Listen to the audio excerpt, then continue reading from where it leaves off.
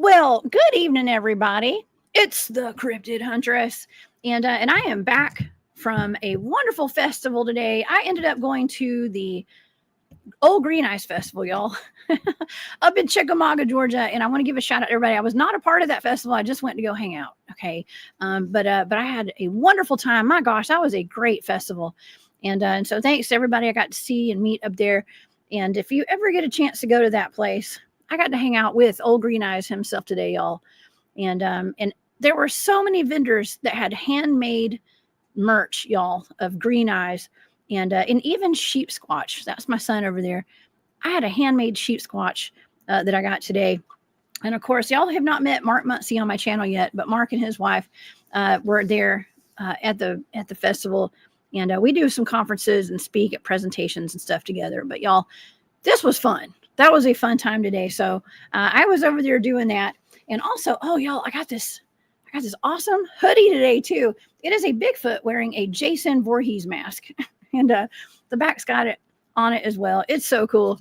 And so shout out to, let's see, who did I get this from? This is Bigfoot search. Oh, that's a Bigfoot search permit. I'm official, y'all. I can go search for Bigfoot now because they gave me a search permit.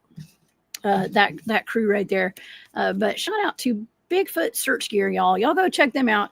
I love supporting all my fellow cryptid enthusiast friends that I meet at these festivals and stuff like that.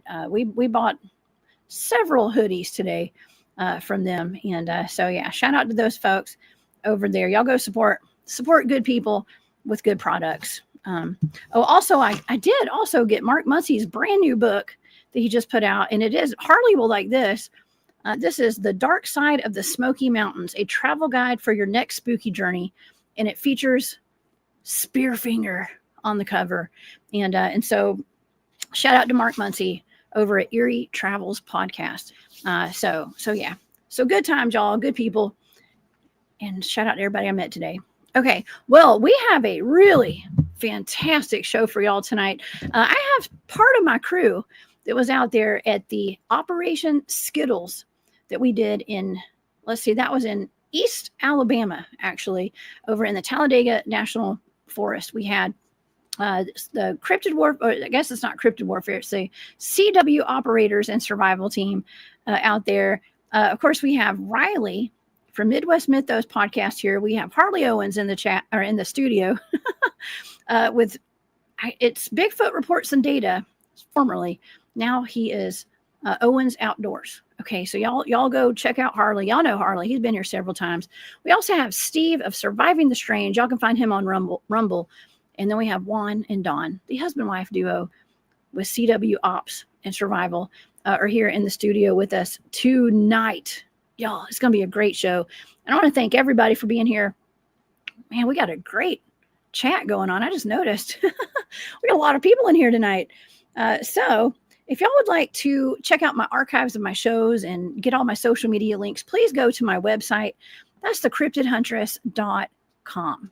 You can find the calendar of events, the places where I'll be, well, the ones that I disclose to the public when I'm speaking. That stuff's on my calendar on my website. So y'all go check that out. And I've also got links to different ways where you guys can support me with my Patreon and my Etsy and all that. So I want to thank you guys for all of that. Okay. Well, let's get to our show, y'all. Okay, we have a packed house backstage, and I can't wait to bring all of them up. So tonight we're going on the hunt with the CW Operators and Survival Team to discuss the recent investigation at an Alabama hunt camp in the Talladega National Forest from tree portals, possible tree portals, Bigfoot tracks, tree structures, and infrasound attacks. You're going to hear about Harley's attack tonight, by the way, to a tree being pushed down or fallen over in our base camp, and a possible dogman or werewolf at this abandoned campsite. We're giving the full operational debrief tonight, and if time permits, we're going to have Drewski show up maybe tonight. He is on a separate investigation with Brian and another friend of ours named Paul. So they're over at his house. We may play that video tonight that shows what they're investigating tonight over there in Tennessee. So please, you guys, help me welcome to the show one at a time. Without further ado, we have Ryley, the big fish. What's up, Ryley? What's up, JJ? Good to see you. Thanks for having me here this evening. Of course, man. Y'all remember Ryley? Ryley, you came on and your beautiful wife joined us, and a surprise cameo on the show. Yeah, talking about was it the Michigan Dogman, right? Michigan or Wisconsin? Yep, Michigan Dogman. Yep, her little encounter that she had with that. That was awesome. That was super cool, man. Okay, thank you for being here. Also, we have the infamous Harley Owens. Hey. What's up, Harley? Thank you for being here. Hey, I'm glad to be here tonight. Me too. We got a lot to talk about, don't we? Yeah, we got a lot. We sure do. Okay. And we also have, this is brand new to the Cryptid Hunters channel. We have our friend Steve from Surviving the Strange over on Rumble. What's up, Steve? Thank you for having me. It's awesome to be around such a cool crew of folks. Thank you. We had fun with you. You wore the nods all weekend, right? And you probably got some good footage out there of some of our adventures, I'm assuming, right? Fingers crossed. I'm still going through it all. Oh, yeah. There's a lot to go through, I bet. Okay. And we also have our good friends, Juan and Don, and they are with C.W. Operators and Survival. What's up, guys? Thank y'all for being here. Thank y'all for being here. You guys, they are at I think they're at a band. Y'all are at a band competition, right? So time might be limited tonight with y'all joining us, but thank y'all so much for being here. Thank you for having us. Of course. Y'all are awesome. Okay. Well, we don't have our fearless leader here, Drewski. He's on another investigation tonight with Brian and with Paul tonight. But we've got so much to talk about, y'all. And I'm not even sure where to start other than maybe let's kind of explain to the audience what we were doing out there and why we were there. Okay. And I don't know, Harley, would you like to kind of start it off a little bit and we can talk about that area? Because you and I had both been there before. Yeah. Back in June, I was down there for the Alabama Bigfoot conference, and everybody's all down there hanging out. I never really got to go out into the woods, but I got to mingle around and talk with everybody about the place. And, I wanted to get out there in the woods so bad, and I was really fortunate and blessed that we came back down there, all of us together, and that place, it blew my mind. From what I'm used to up here in the Smokies, coming down there to Talladega National Forest, that it's a whole different ball game, essentially with the same activity that I'm having in my place, and the stories from that place are just remarkable. I've heard stories, of the little boy that had seen the Dogman riding his bicycle. There's just so many stories coming in and out of this place, and it's a hot spot, and that's really all I can say about it. And that trip that we had, unbelievable. It was. Well, there's such a wonderful crowd of people that I got to meet the first time I went out there, including Gary. Gary Spikes is in the chat. What's up, Gary? And thank you for being here. I'm sure we've got several people that I got to meet out there when you were there. And I was not aware until I got out there that one of the encounters, one of the stories about this place is that a hunter was found dead there back in the 1980s with his arm ripped off right behind this gate, where we actually set up our base camp right beside this gate. Yeah. Okay. And that was a little risky. Okay. First of all, because that's where all the Dogman sightings are at this gate. It all revolves around this gate. And we were camped out right down there. And I don't know, it's been a long time, but with all of the Dogman sightings out there, we were bound to have some kind of activity. Now, Juan and Don, you guys might not get to be here very long. What did you guys think about the overall experience of our operation out there with Operation Skittles? It was a fun adventure being out there. First of all, I like being out in the woods. It's very relaxing. But on top of that, get a good chance to enjoy it out there with all of y'all. It's a fantastic weekend. I had some interesting times out there. It was something else. It was. We had more than just, I mean, potential Bigfoot activity out there. I mean, we had a pretty good crowd with us. Was like 10 people or more. I don't even know how many people we had. There's 10 or 12 of us, about like what we Mhm. had up at my place. Oh yeah. So that we had a pretty big crowd. We broke off into small teams and we kind of took turns going out and stuff and to different locations, and things got a little sticky out there at a certain point a couple of times. Now, Ryley, let's hear what you remember about it. What were your key moments and takeaways? All right. Well, I guess the first one, I think I'll let Steve get to more in the detail later because he was the one getting into it. But the first night we're sitting here chilling by the fire and stuff like that, and we start hearing owls out in the woods. And next thing you know, I start hearing owls in my left ear, and it's Steve blowing back at him, and it's just back and forth. Owls like to sit there and play, but then all of a sudden there's, much like we had in Tennessee, it was a woo hoo. We got the not an owl kind of thing going on. The knot owl, kind of like the knot deer. Exactly. Yeah. Right. And I just remember Brian, his face lit up. Was like, "Did you hear that?" And I was like, "Yeah." And Steve's like, "Yeah, we heard that." He's like, "That ain't no owl." And I was like, "No, that ain't no owl." Usually when we hear those noises, best way I can describe it is when you're terrible at recreating an animal noise and you're trying real hard and it comes out bad. Best way I can describe it. A retarded owl. They're kind of I would call them posers. Okay, they're Yeah, like for they're sure. posing as owls, and they know they don't sound like owls at some point, I think. But I actually heard that too. We were all sitting around the fire. We heard that. That was wild. The owls. There's a lot of bird noises out there. Yes. While we were there, and actually one of the nights, I guess it was the first night we were out there. A lot of people had turned in because I know a lot of y'all drove from a long distance, like Ryley. I know you did. And so y'all turned in a little bit earlier, and I was still sitting out. I think, Steve, you were still out there by the fire with Drewski, myself. Harley, you might have still been out there.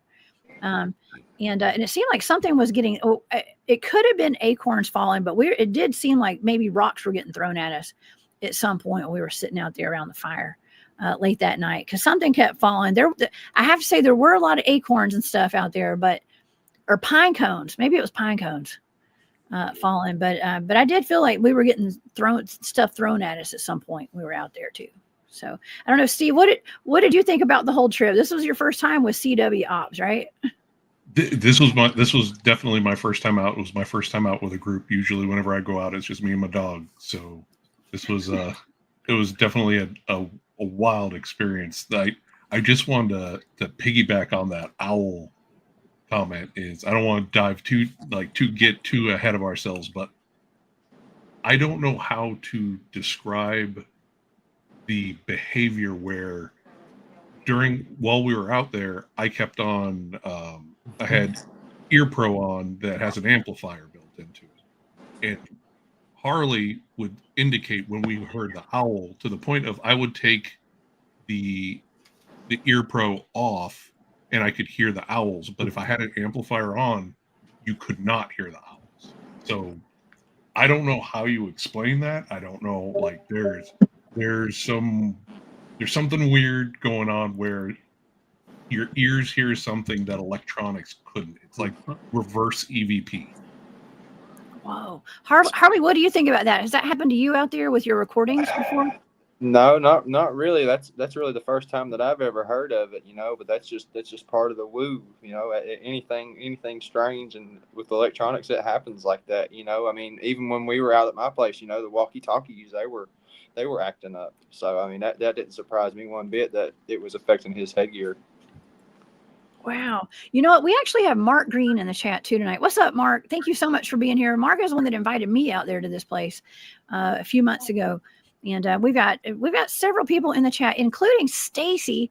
Stacy and her husband Brian were the ones that were in the camper, right? Camped out right up the road from us. So they're in the chat tonight too. So thank y'all for being here. This is like a family reunion. Okay. Yeah. I just wanted to add one quick note of when it comes to we were talking about interference with equipment. When we brought out the thermal, it had a fresh new set of batteries. Yeah, that is and right. halfway going out there, it drained it entirely. Mm-hmm. Wow. Well, that definitely happens sometimes, and that would be a sign of something more than just there's something probably a little paranormal going on out there. And we had plenty of that. All the quartz that's out there too. You know, quartz emits its own electromagnetic field, so there's no surprise there. I'm sure it interferes with the electronics in some way. It definitely does. I think quartz is some kind of, dare I say, portal? It's some kind of conductor for maybe portals and stuff. Yeah, it does something. It definitely does something because there's lots of there's big veins of quartz at a lot of these places that we investigate. Mm-hmm. Yeah. I want to thank one of my favorite Alabamians. Is that how you say it? Mr. Larry Sharp. Thank you, Larry, for that super sticker. He said, happy Saturday and prayers.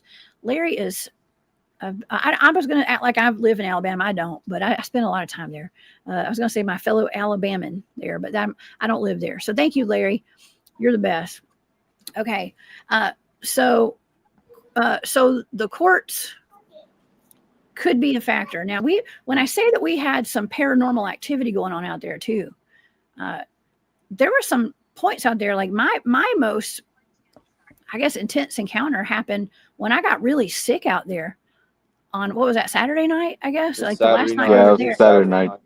I got sick. I didn't even tell. I was trying not to even tell you guys because I didn't want y'all to know how sick I was. Okay. But I got, our friend Keith, my good friend Keith, who is our wildlife biologist on my other Bigfoot research teams. Keith's watching tonight. Shout out to Keith. Okay. But Keith and I were kind of out there walking. Let's talk about the phantom lights, y'all. We're going to have to talk about the phantom lights. We're going to have to talk about the infrasound. We got to talk about all that. So why don't we start off talking about somebody that was out there, one of y'all was out there, and when you started getting sick, tell me what happened when you got hit with something.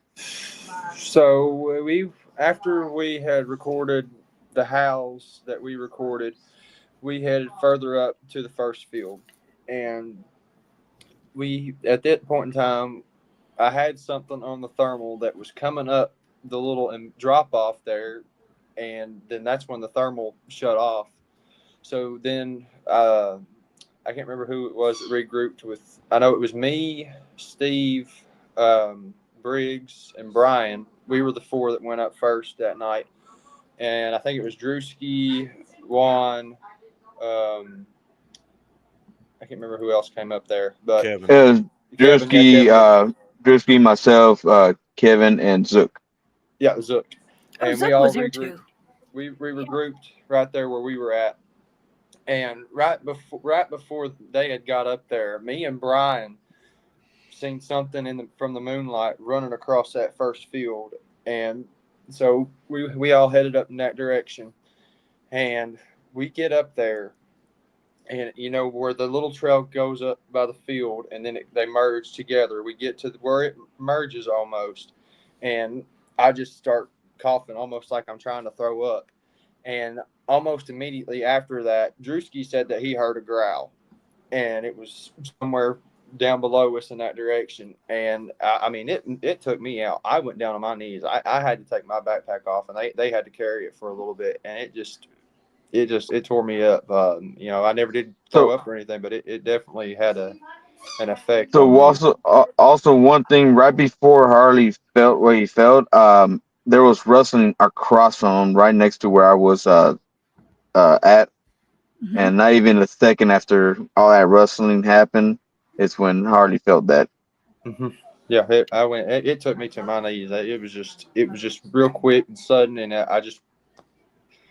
I've never experienced it quite like that time. It made me really kind of aggressive. Like I did notice that. It really ticked me off and irritated me, and I was just, and from that point on, it was like I was irritated. I don't know why it was, but it was. I just don't know. It's hard to explain. Sometimes it makes you sick, and then whatever it was this time, it just made me aggressive. Mhm.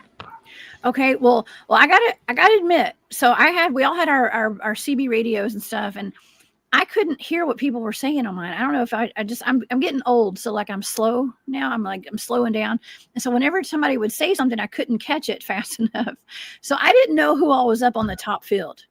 So Keith and I decided to walk. We were going to walk up to where you guys were, and then Dawn and Juan, you guys were manning the radios back at base camp, and so we just took off walking because we were going to go up to that field, and just figure maybe there's a couple. I didn't know who all was up there. And I couldn't remember, who I was up there. And Keith and I were walking up that trail going up to the top field. There's two fields, just in case the audience is wondering.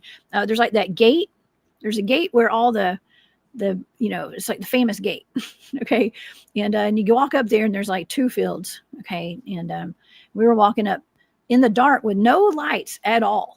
Okay, like we were practicing no lights out there. As far as Keith and I for sure, and I know Juan, you had said, and some other people were like, no, we're not using our lights. Actually, Juan, you were up at the field, weren't you? I remember Yeah. you being So up at the when we went up there, we decided to go dark the entire way, so we didn't utilize not a single light. The only times we did use it would be red light. But as far as the white light, we didn't use it at all. Ooh, okay. Well, that was us too. If we were to use any light, we would have used the red light. And so we were walking up the field, and we got about halfway up, like pretty far up towards that first bottom field. And we started seeing lights down there where white, and we're talking about white lights. And it's where the Bigfoot stick structures were, that little square Harley that you and I and Keith went and looked at. And we were kind of doing our examination of it. This area right here, that's Keith, that's Harley in the picture. And so we were convinced that you guys were actually down there in this area, and that's where all the guys was down there. So we had no idea that you guys were up at the field, because we were seeing flashlights down there in this field. And so we stopped for a minute, and we actually stopped and watched for a second and watched the flashlights down there in this area. And I was like, oh, those are the guys, they got their lights on, let's just keep going. And so we kept going, and we got up to that first field, and as we walked up, Keith had his thermal out. And straight ahead, there were two trees in that field, straight ahead on the bottom field, and they were red hot, not the whole tree, just down at the bottom. And it was about 5 feet in the air all the way down to the ground on two trees beside each other. And so it took us a minute to try to figure out, like, why are those trees so hot? We never did figure out why. But we were thinking, well, maybe something was leaned against them, or maybe the sun had hit them, but none of the other trees were hot. Just those two, and it was probably right there where you got zapped, Harley. Yeah, So I do have right in that area. I do have a thermal video of something similar to that Harley recorded, and it was like a hollowed out part of the tree, but the center of it was red hot. You could see the heat difference. Like, you could see where it was hollowed out, it was black, and then there was just a heat signature in like the majority of it.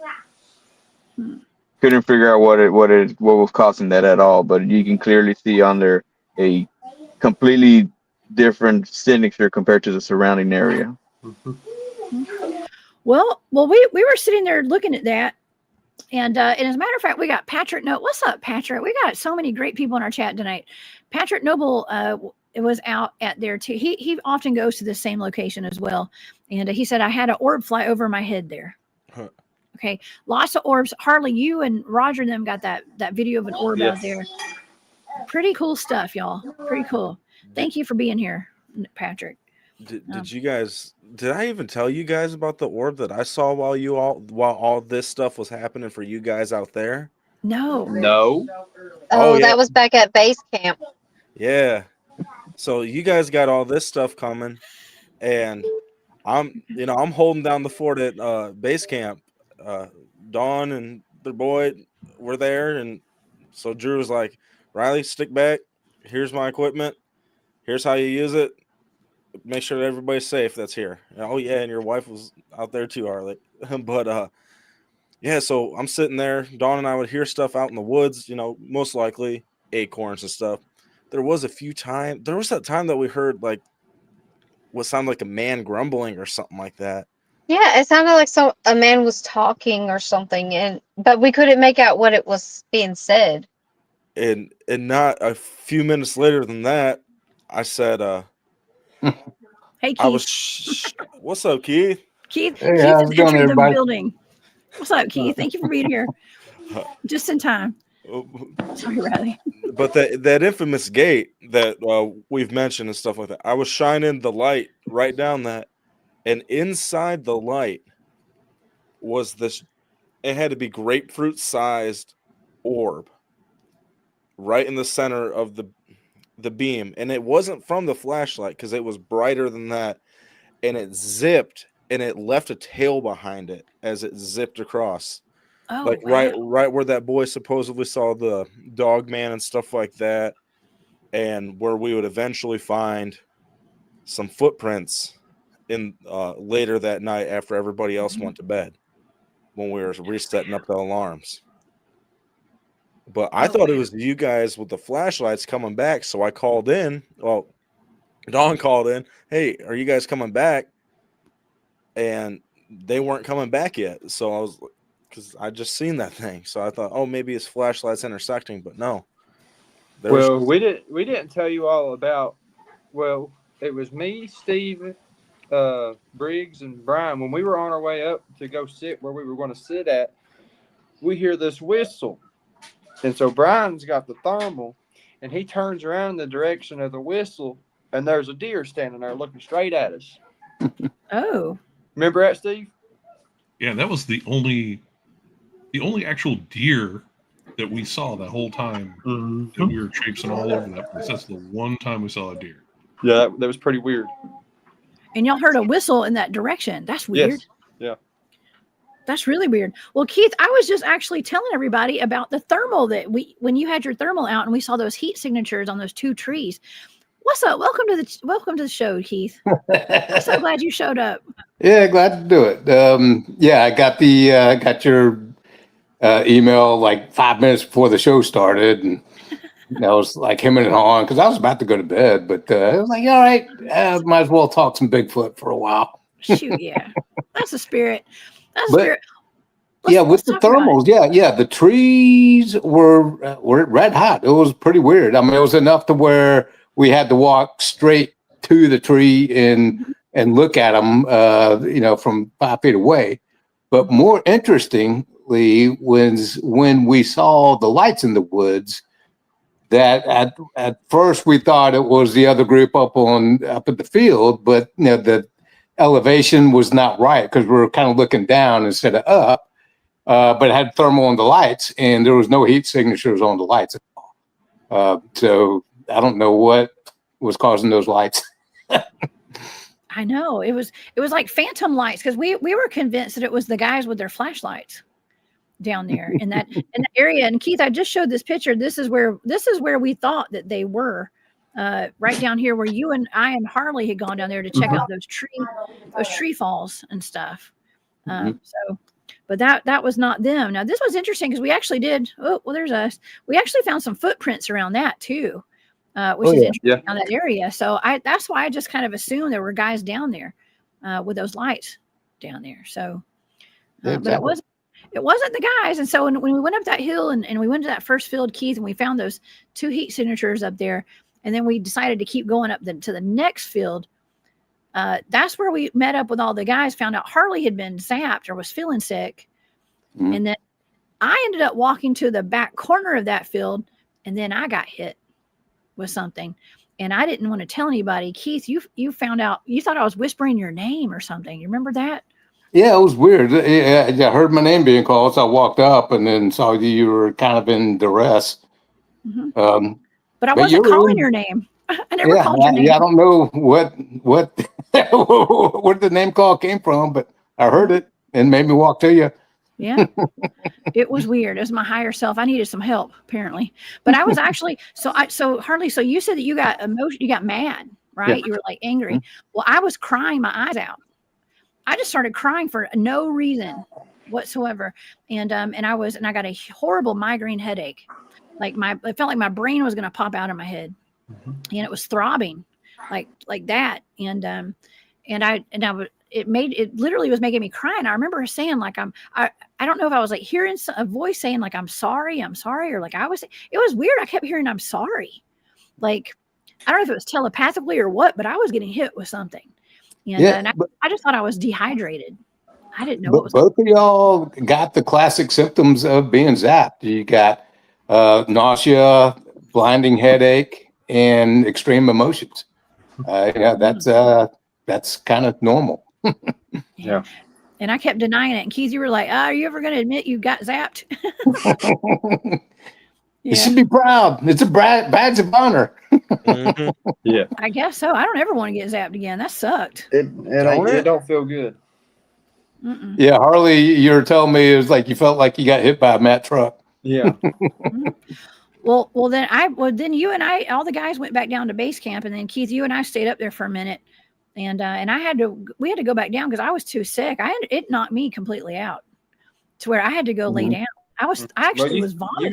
You got sick and throwed up too, didn't you? I did multiple times. Well, okay. Well, then let's fast forward a little bit, because when everybody got back to base camp, I had to go lay down in my truck, and I actually got up. I got out of my truck because I had to go vomit. I was that sick. Keith had gone to check to make sure my sausages were not raw chicken. And it was so sweet. Thank you, Keith, for doing that. But they were not raw, so it was not. My stuff was cooked, so it wasn't food poisoning. But it felt like it, and I got really sick, and something came over me, and I was like, I needed to go throw up. And right when I started to get up to go vomit, I heard a crack, crack, crack, crack, crack, crack, swoosh, and there was this just massive tree that fell right when it's almost like I got hit with something right before that tree fell. It was weird. Yeah, that tree was impressive. Let's talk about the tree, y'all. Who wants to tell? Harley, you want to talk about it? Yeah. So we were all just sitting there around the fire. You know, this was before I knew that Jessica was over sick and throwing up, and we're all sitting around the fire cutting up, and you start to hear it, and it's like you can hear it resisting, not wanting to fall. Like this tree was still alive; it still had leaves on it. So we go, me, Briggs, and Brian, and I think it was Zook. I think we all went over there to try and find it. Well, we eventually found it, and I'd say it was about 50, 60-ish yards away from the camp. And right there around where it was pushed over at, you can see the impressions. And Keith did come over. Yeah, Keith came over and looked at it. So that tree was very much alive, and it shouldn't have fallen. Much less there wasn't no wind. There was no wind. Mm-hmm. There was no wind that night at all. Beth, that's a good point. I wonder if there was a reason to keep you from going or stay safe. Like, I'm wondering, I was thinking about the whole, and I do believe that was infrasound. I think that Harley and I both got hit with infrasound. Now, the question is, what was the infrasound? And did the infrasound even have something to do with that tree falling? I don't know. Keith, you know a lot. You're my biologist friend. You've got the science to back all this stuff up. What do you think about all the infrasound in that tree falling? My guess is, there's probably the two best ideas on zapping would be infrasound or mentally getting into your head. And there may be a little bit of both, especially since you're getting voices. Infrasound just isn't going to get a thought thrown in your head. So infrasound would explain the nausea and the headache, but it does not explain the emotions. So I think it's probably a little bit of both. Mm-hmm. Hey, Jessica Wong had to step out. Okay. Well, thank y'all. Are you gonna stick around with us for a little bit? I'm still waiting on the kids to get back to school. Okay, awesome. Well, okay, so I covered this like the Monday that I came back from the trip. I covered it on my show. My friend Barry Littleton came on, and we discussed all the different types of infrasound. And we were trying to kind of explain it to not only for myself, but for the audience, and to try to figure out like the different types, because Barry's done a lot of research on Sasquatch infrasound and Dogman, Cryptid infrasound. And that's the thing, infrasound is anything below, I think is it 20 hertz, 20 megahertz, something like that? 20 hertz and lower. 20 hertz or lower. Okay. And so that's infrasound. And then we got like what the humans can hear is like in the middle. And then we got ultrasound above that. Okay. And now I don't guess we can hear ultrasound, but so cryptids can put out infrasound. It's called getting zapped. That's what we call it. But also, Okay, so we were on government owned land out there. Okay, and if y'all watch my shows, you know that I'm really big on talking about the Dogman programs, potential Dogman programs. I've had whistleblowers come on the shows. We were obviously having Dogman activity out there, I believe. We haven't gotten to the part where our neighbors, Stacy and Brian, saw that hunched over Dogman looking figure running from the abandoned camp at the tree right after the tree fell. We have Stacy's in the chat today. Okay. But we haven't even gotten to that part yet. But there's obviously from the reports, there's been Dogman activity and Bigfoot activity. And I had a friend that hit me up after all this happened. We were talking and he said, well, he's someone who claims to have been part of some of these Dogman programs and contracted by some particular agency. I don't know. But he said that they actually carry handheld infrasound devices, like a gun, a handheld infrasound handheld device. And what he told me, he said, well, you know what, when you and your friend got sick, somebody was probably saving your life, is what he told me. As though, like, here's the thing, like, they use those things to control the cryptids out there, is what I was told. So was it a handheld Medusa technology device? That's what they call it. Maybe. Okay. And so that's just something we need to be aware of when we're out there, because there are teams, from what I was told, there are teams that go out to places like that and keep an eye on the cryptids and probably help save people's lives.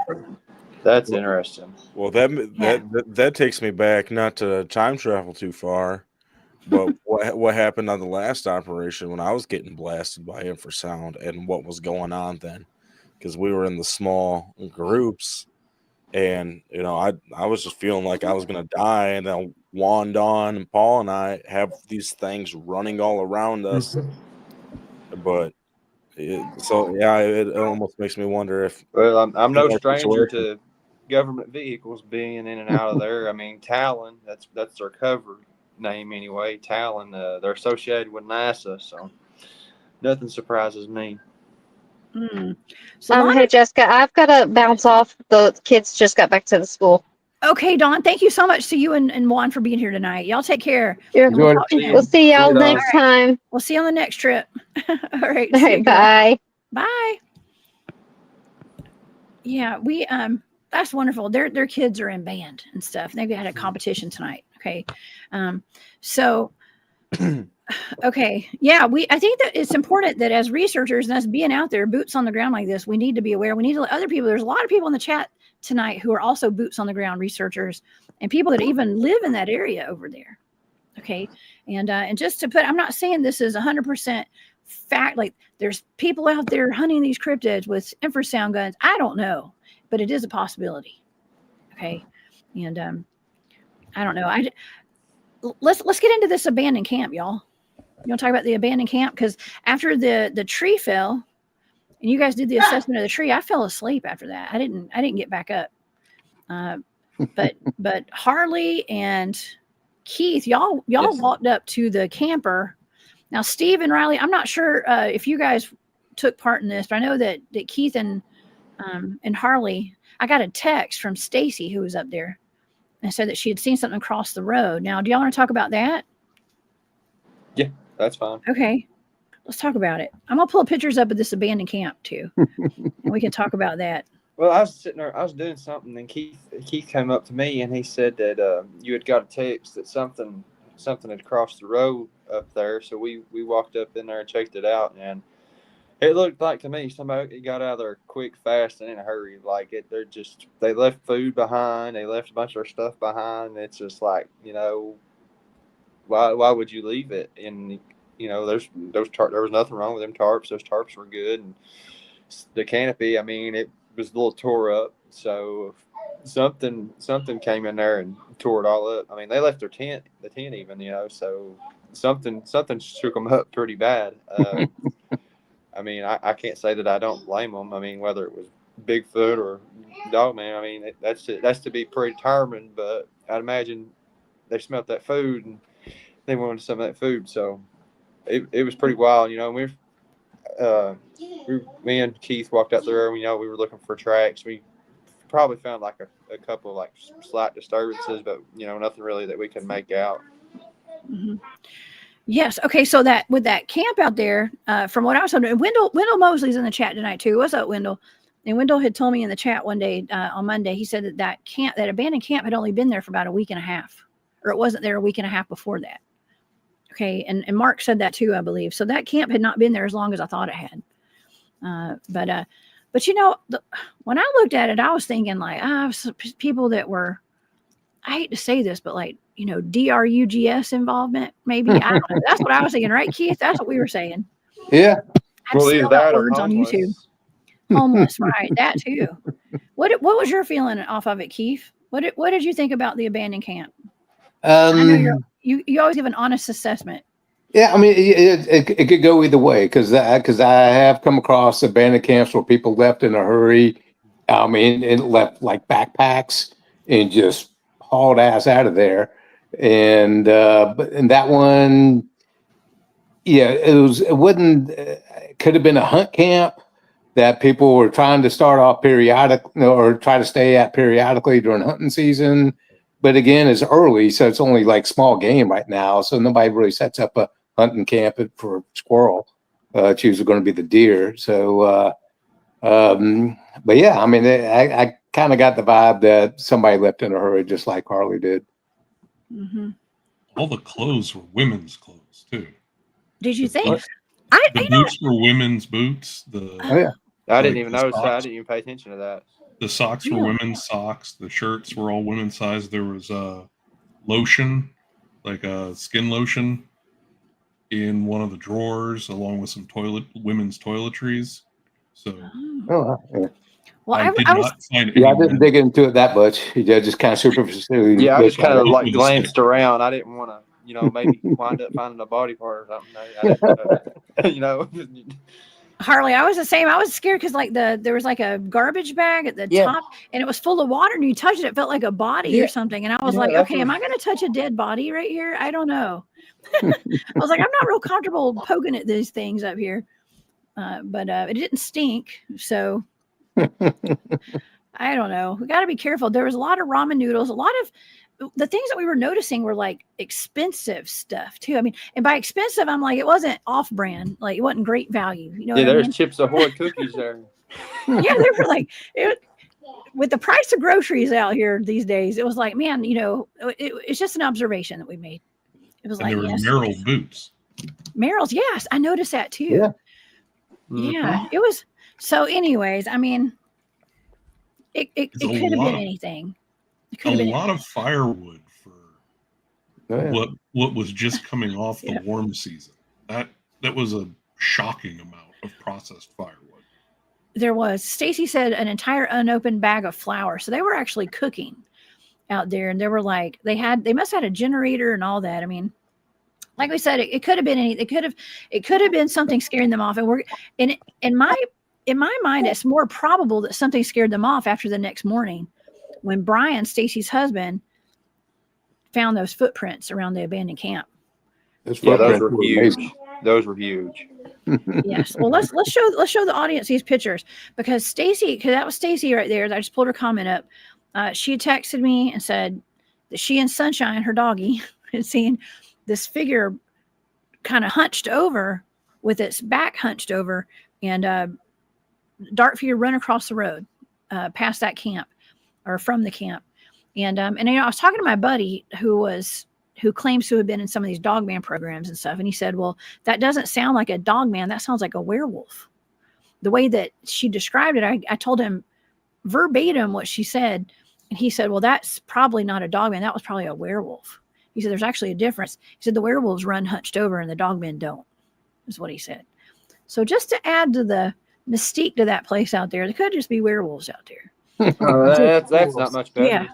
Hey, it ain't too far. I mean, Louisiana, only a couple states away. You got the Rougarou, all that kind of stuff. Yeah, absolutely. Yeah. Yeah.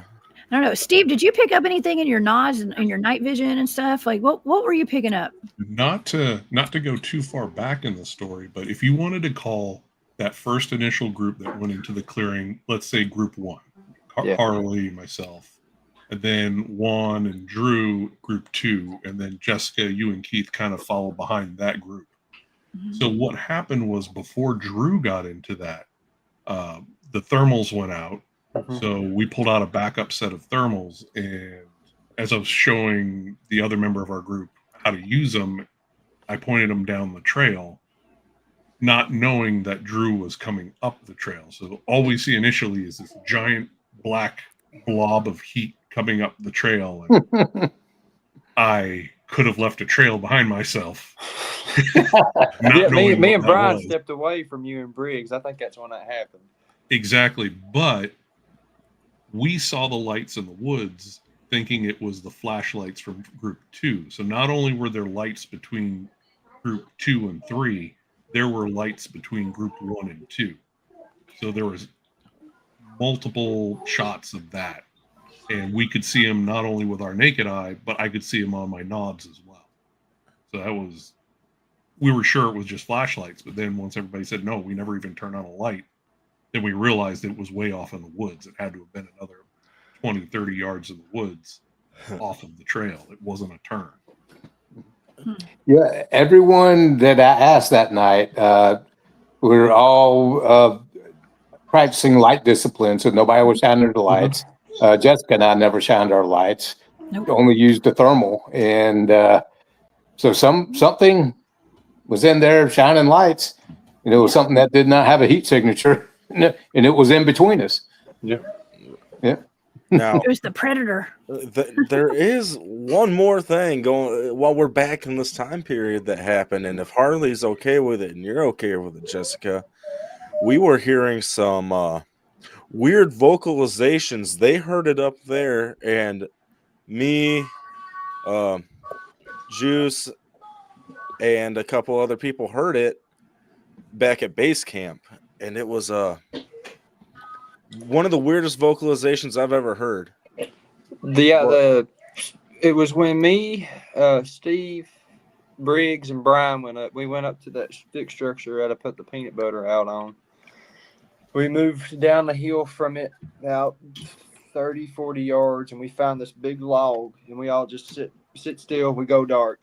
And it wasn't 5 minutes sitting there, if that, and the coyotes started hollering. Well, after the coyotes started hollering, something else started hollering right after the coyotes, and it was mixing in with them. And then I looked at everybody else. I said, well, I didn't say this. My words weren't exactly this, but I said, that ain't a coyote.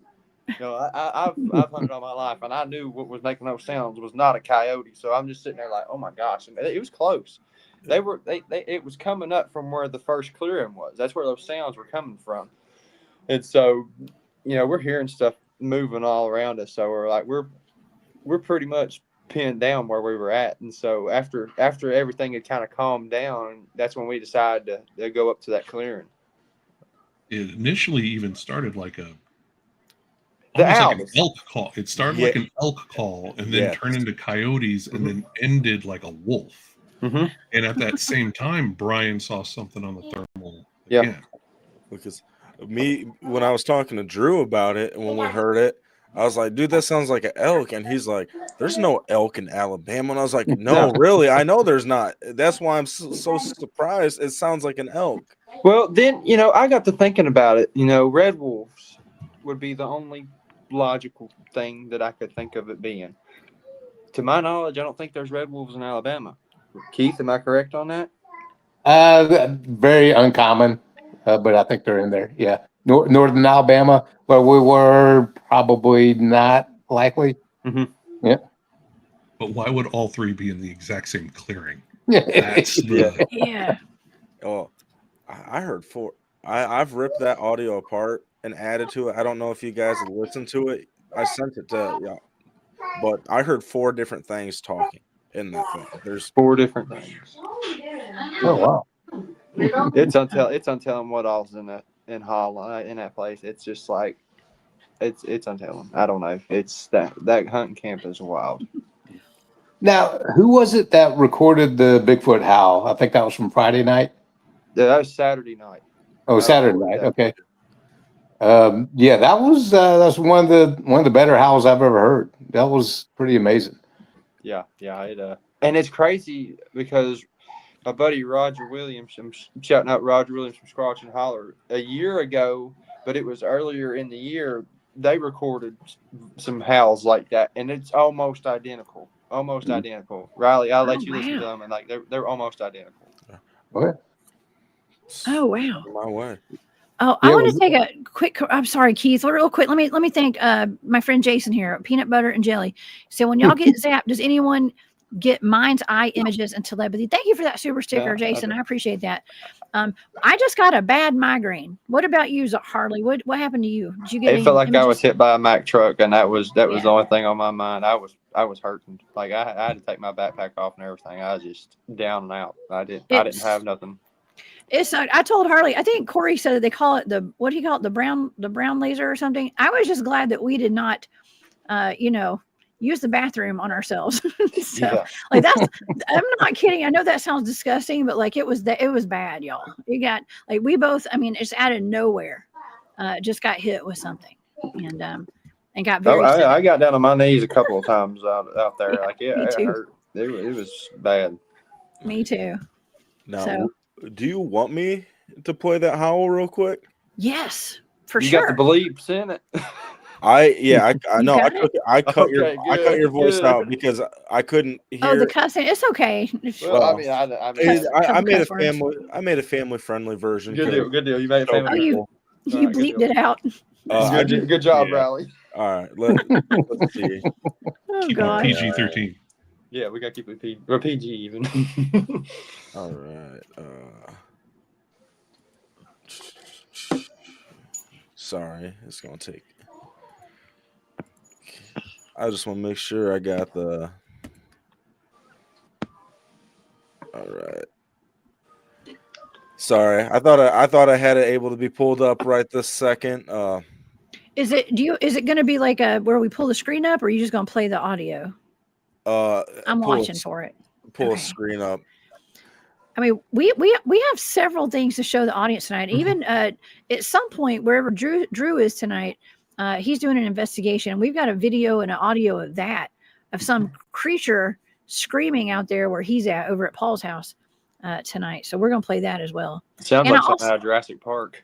Yes, we also have those. We also have those pictures of the footprints that Stacy and her husband Brian, found the day after the tree got knocked down by our base camp. The tree was kind of like in between where they were and we were, kind of, and some huge footprints. Some tracks were found that next morning. They look like big footprints. Actually, while Riley's pulling that up, let's go ahead and show it. Oh wait, unless Riley's ready. I got it. You got it? Okay. Riley's got it. Let's do this one first. Let me know if you guys can hear it.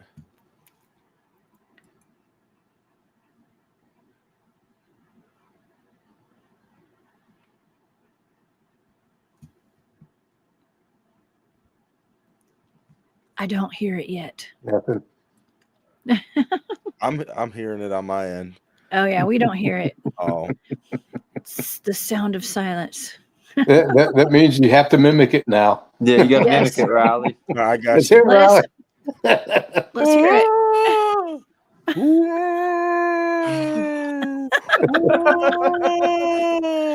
That's what it sounds like. Yeah. I'm very glad I did not hear that. That was good. No, I'll if with Harley's permission, I will post it and people can. I'll send you a link and people can find it. Actually, I think I can play it from right here. Okay, I think Dawn's back. Let me pull Dawn back up. I have to mute her. I think I can play it from right here. Let's see. Hey Dawn, we see you. Thank you for coming back. Let's see. Sorry, guys. I had to make sure all the kids got into school. Okay. Yeah, I don't think it's gonna work. I don't think it's gonna be loud enough. I can hear it. Was that it? Yeah, let me restart it.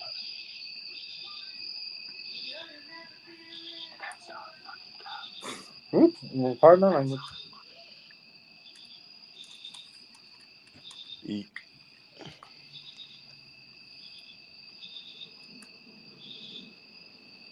I got a solution to this. All right. I need you to mute everybody except for me, and I'm gonna put my earbuds up to the mic. Oh, there you go. Yeah, that's smart. I was thinking that earlier, Riley. Let's mute. Okay, I'm gonna mute everybody right now. Go ahead, Ryley. All right. Oh, alrighty. I just had it.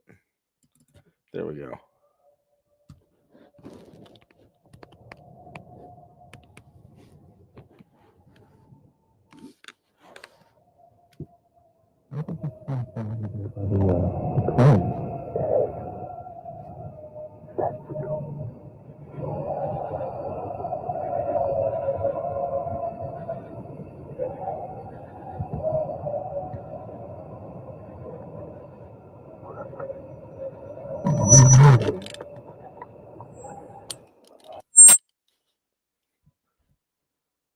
What did you guys hear anything? Yes, let me unmute everybody real quick. All right, sorry. Hold on. Unless everybody, okay, let's see. Well, everybody may have muted themselves. We'll see here. I'm back, I think. Okay, y'all back? Okay. Yeah. Steve said ASMR with Ryley. Yeah. That is so funny. But could you guys hear it at all? Well, You're funny, Steve. the Not really. beginning of it, no, but after you got your headset more on the mic, you could hear it. Yeah. Well, the beginning of it is very, very low, just because how the audio was captured and stuff. My apologies, Ryley. I'll do better next time. Dude, it was off the phone. We got the best we could from a phone audio. That's Now, for reference, if I'm sure most people have been on the BFRO website, and they have a recording of the Ohio Howl. It was real similar to that. Yeah. It was deep. Like, you could tell the distinction between how deep that was and the coyotes. Like, coyotes, they'll howl and then they'll start yipping and yapping. That was consistent. That was a long, consistent, deep Yeah, it was howl. like monotone, and it lasted for what, 7 or 8 seconds. Yeah. It was awesome. It was really good. And with some of the stuff, like these headphones are, yeah, they look cheap, but I took these from a professional music studio, so these have the, like, I can hear more than like normal headphones and stuff like that. They break different sounds and stuff like that. So there's actually higher ones in there too that you can't hear. Like, I've listened to it on my phone, you can't hear it on the phone or nothing like that. But with these on, there's actually another voice responding. I say voice as in call. That's higher. So there's a response. That's going along side by side. There's, like I said, there's 4 different things talking in this thing. Wow. That's Communicating. wild. Yes, Gary, it sounded like your howl. I think, yes. Yeah, Gary's had some interesting experiences out there, even at Holland's, okay, with some of his dogmen. He's got dogmen on his property at his house where he lives, as well. And Keith, if Keith says that's good, it's good, y'all. Keith, I value your opinion on all this Well, stuff. I big wasn't time. going to record anything. Yeah. But after them coyotes started howling, I was like, well, I need to probably record this. And no, it was just a couple seconds after I hit record, you start to hear it thing start howling, and I'm Perfect sitting there timing. like, I was jaw dropped. Oh my gosh. Well, those are great recordings. I'm glad that you guys caught those. I'm super glad y'all caught those. And also something else that we caught and it wasn't us, it was the couple that was camped out above us were those footprints that next morning. So let me show these. And Stacy gave me permission to show that picture last time on that Monday when I came back. She was in the chat. So thank you, Stacy and Brian. These are actually, let's see if I can find them. These are the pictures. Now she sent me this picture. This is the trail that was right behind, or is either right behind or right across from that abandoned camp. I think it was right behind it. That's right in behind it. Yeah. Right behind it. Okay. So it's a pretty big trail right there. I mean, that looks like maybe some big game going through there. I don't know. What do y'all think? Well, if there's deer down there that big, I need to be down there hunting. Well, there's a lot of stuff back there. Steve and I took an event me, him, Brian, Brigg, and Drewski took about a 3-hour adventure back there before everybody woke up. There was we found, I can't say all of them, but there was at least half a dozen different strange arches where it was live trees woven into other trees, and then the ends of them staked down into the dirt off of that trail right there. Ooh. There was that, a number of giant X's, and all of them followed a line deeper out into the woods. Like we followed it, and it. Now that you say it, Ryley, that line took us to that second clearing. Right. And Yeah, and it led you to the creek too, didn't it? Yep. And if you followed one archway, it'd take you right to the next one and to the next one, and then there would be these structures in between as well. Mm-hmm. Well, Jessica, I do know that my son was with us, my youngest son, and he slept in our truck. But he said at 5 o'clock in the morning, he heard something running in the field or something in front of us. Yeah, it ran past my tent. Oof. Yeah, I heard it about that. Quite a few people actually heard it. Drewski heard it. I think Scott heard it. Was it it was running on two moving. legs? Yeah, that was bipedal. Yeah, Oh, was that's moving. not cool. And it ran for at least 40 yards past. And I'm not gonna lie, Saturday night sleeping in the bed of the truck out in the open was a bit weird. Yeah. Wide open. Burrito. Sasquatch burrito. Yeah, that was the quesadilla. You were the Bigfoot quesadilla out there that night. I'm kind of mad. I was out cold. I did not hear anything because I was in between the two of them. My tent, me and Briggs' tent was right in between the two, and neither of us heard anything. But I think I just passed out extra hard because I didn't have the kid or anything down there. Wow. Well, I was actually hearing at night, the first night we were out there, I was hearing something walking in the tree line right behind where my truck and my tent were, on that road where the cul-de-sac is right there. And so I was hearing stuff, but I didn't hear that. I was knocked out. I'd gotten so sick that night, so I didn't hear anything either. But man, it makes you wonder. We probably should have had some more game cams out there. So, did anybody have any game cams out there? Steve, did you have some? I left them on the counter on the way out the Oh, door. yeah.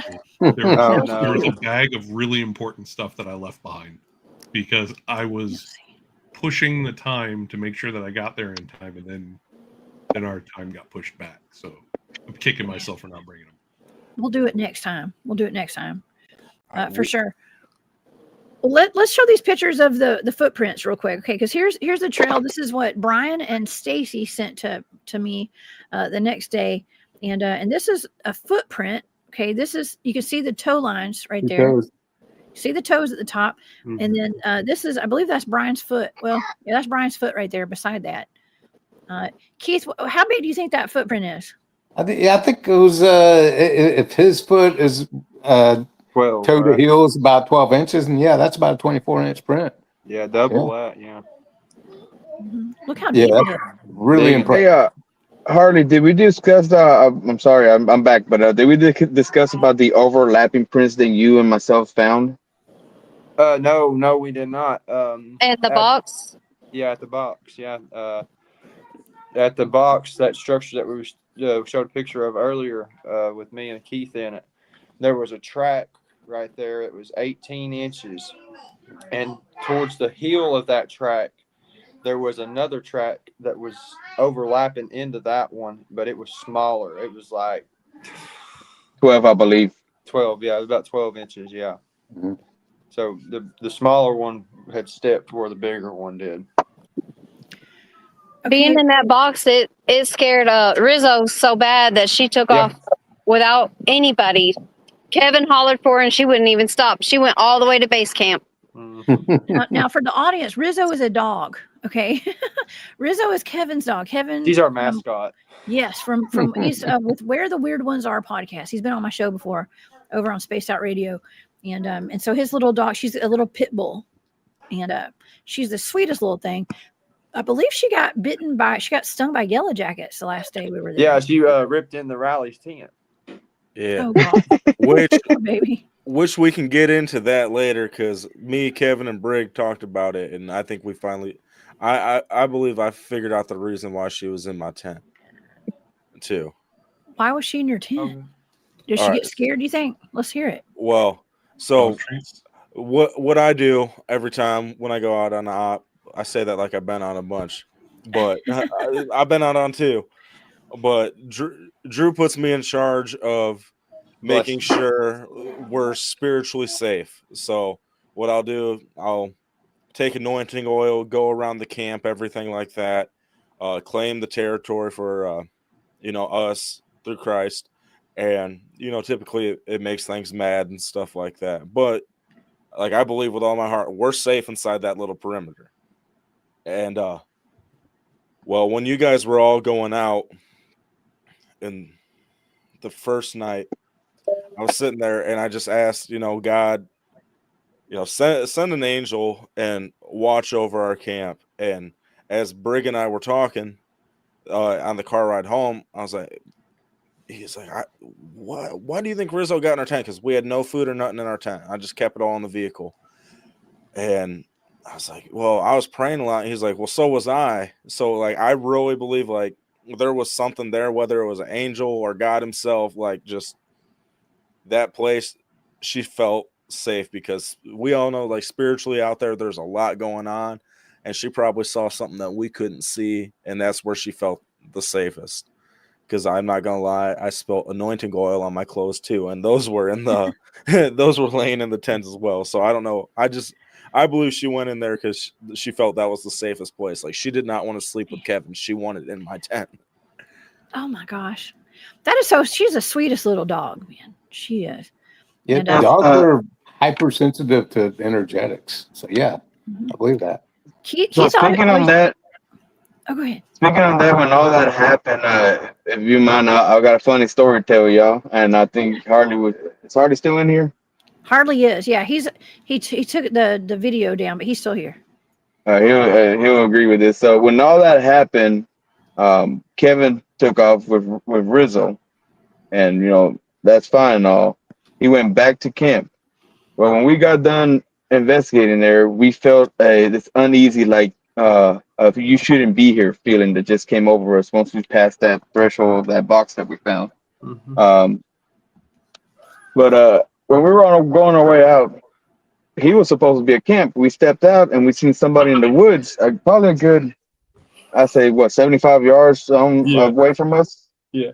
And we were like, who's that out there? We don't know who was there. So I took my phone out and I zoomed in, and I'm like, that looks like Kevin. I'm like, but Kevin's supposed to be back at camp. So we get on our comms and start hollering. We start hollering, hey, is Kevin back at camp with y'all? And we get a radio back, yeah, he's back here. We're like, if Kevin's back at camp, who is this out in the woods that we have no clue who it is by himself? Uh-oh. It was a miscommunication. He turns out he went out there without letting anybody know. But before we found that out, we were like, this ain't right. That's not Kevin. That's not Kevin. We all turned around and walked away from him.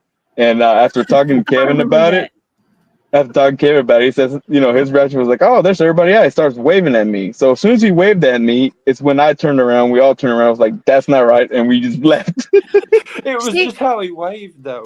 He was sitting there looking, and then he turned and looked at us like this, and he went.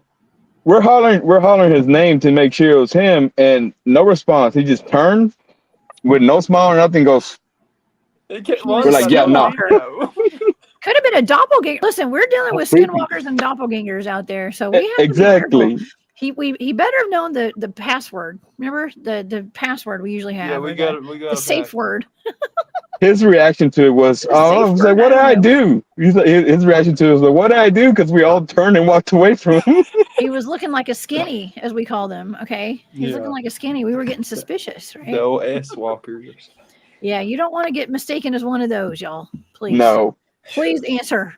Yeah, that's why it's important. Like Keith and the guys on my teams have taught me the fundamentals of safety out there when it comes to Bigfooting and just being out in the woods. It's, we got to always keep in contact through our radios and have somebody back at base camp. We can't go out.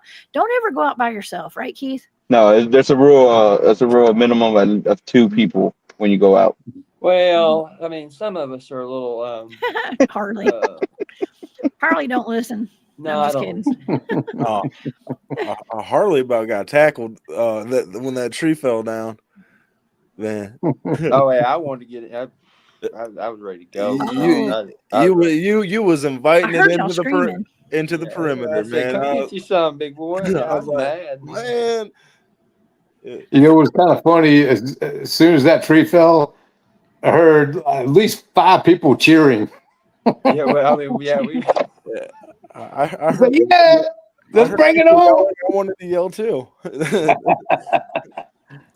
Like it is time. Yeah, it's time to party, guys. Like I heard everybody yelling and getting real excited. So Let's see. I don't know. I was so sick. It was like the worst time for me to get sick, but it kind of makes sense too. That was all. I mean, that was a lot of activity right off the bat. I mean, and I was like right before that tree fell is when I got really sick and I had to go vomit.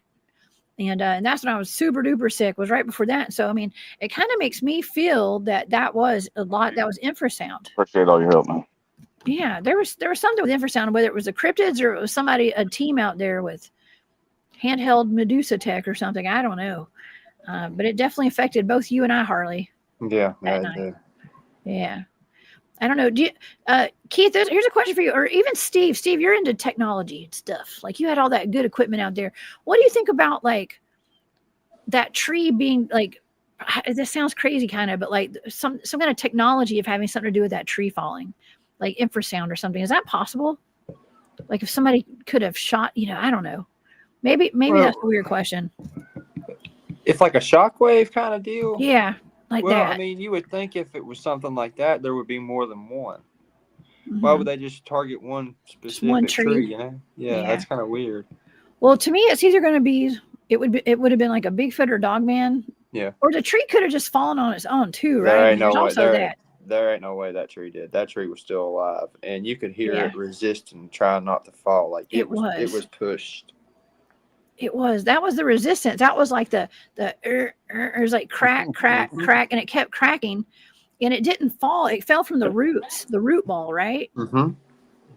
I don't know. Look, Yeah, wildlife we've got the video. biologist Keith, what do you think? It's hard to say. Now, if it were pushed down by a Bigfoot, I would have liked to have seen. There should have been some really distinct footprints from where it was wedging, like the tree and the foot, where it would have been a lot of force being pushed. And did not see footprints there. We did see them in the area, but not anything that was opposite of the direction of where the tree fell. So that would kind of make me think more along the lines of a energy weapon or some kind of mental Kuji thing rather than physically being pushed. But yeah, it's hard to say. Super soldier. There was a super soldier out there with us. I mean, they do use Dogman as super soldiers and stuff, and Bigfoots too, probably. Yeah, that wouldn't surprise me. Yeah, Corey Boondock Mojo. Corey says that healthy trees make a shotgun sound when they break clean. Well, this one didn't actually like break. It just it fell down from the roots. It's from the root, yeah. Yeah. So it wasn't like it cracked. I mean, it did crack. We could hear it cracking. Mm-hmm. So just tipped over. Yeah, it's weird, right? Yes, the ground was rather soft. Yeah, you could smell the fresh soil coming up. Oh yeah, I mean it was definitely that was the tree. Something that we did not have out there. I did not have any. I don't think Keith, you brought yours, but a Geiger meter or a Geiger counter to test for radiation. That would have been something great for us to have had out there, actually, to test for some radiation. Love V Love is asking, why can't you test Bart for radiation? I guess somebody had said you can't test Bart for radiation. I think you can, but I mean, I imagine you could. I mean, yeah, airborne, and it's going to be wherever. Mm-hmm. Yeah, you should be able to. You can't. Oh, that's what Cheeky Blue said you can't, but I don't know. Okay. Yeah, we do have one team Keith and I are on that they do test for radiation baseline and stuff, right? Keith, out at the meadow. Yeah, I mean we do see spikes when there's activity. Mm-hmm. Yeah. So it's another tool to carry around. I myself don't have one. I learned early on, the more tools I carry, the less activity I get. Exactly. Yeah, that's how it goes. Yeah, that's kind of like the go-to. What I always talk about is like the less equipment that we take out there, the more activity we have, and maybe that's why like we didn't have that much. We really honestly didn't have that much equipment out there. Not like what like our Meadow team would take, right, Keith? Like a lot of them would always like. Now, Steve, you had some really good equipment out there, but like a lot of us, like Keith and I, didn't have hardly any. You know, we had like you had that one thermal, right, Keith? Is that thermal? Yeah. Yeah. I had a lot of stuff go wrong. Like I've got a set of motion sensors that when I'm by myself, I set up around my tent, so I can set up a quadrant, and it'll tell me if anything's moving around there. And I could not. They would just constantly trigger off. There was no, even though there was nothing there, they were all not all. 3 out of the 4 would consistently say that it was sensing something. Oh wow! But it wouldn't. And then I went through 2 thermal batteries before I was on my last battery to get that one to work. And I think I went through 2 different camera batteries. It was a series of failures for me, like, on most of my gear. Well, hopefully nothing got fried. No, Okay. thank God. Thanks. See, that's an issue, right, Keith? We've had yeah. Get things fried all the Stuff time. get fried. Electrical drains are huge. I mean, that happens a lot. But yeah, I've had team members get stuff fried so much that for the most part, usually when I show up and it's active, my cell phone goes in my glove box and, you know, locked up in the car because that's kind of like a Faraday cage. Like any sensitive electronics, I don't want to get fried. I put them away. Yeah, that's smart. Yeah, we actually, our teammate Glenn had his cell phone fried at least once. I think it was Glenn. I know that his phone had reset to 1954 or something like that. Whoa. At some point out there. Yeah, his cell phone. That was really weird. It's like, what cell phone is going to go to 1954 to reset? Yeah. Yeah, it shouldn't even be possible. How about Don? So Don saw an amazing UFO, took a picture of it, and he was texting it to Lee. As he was texting, his phone got fried.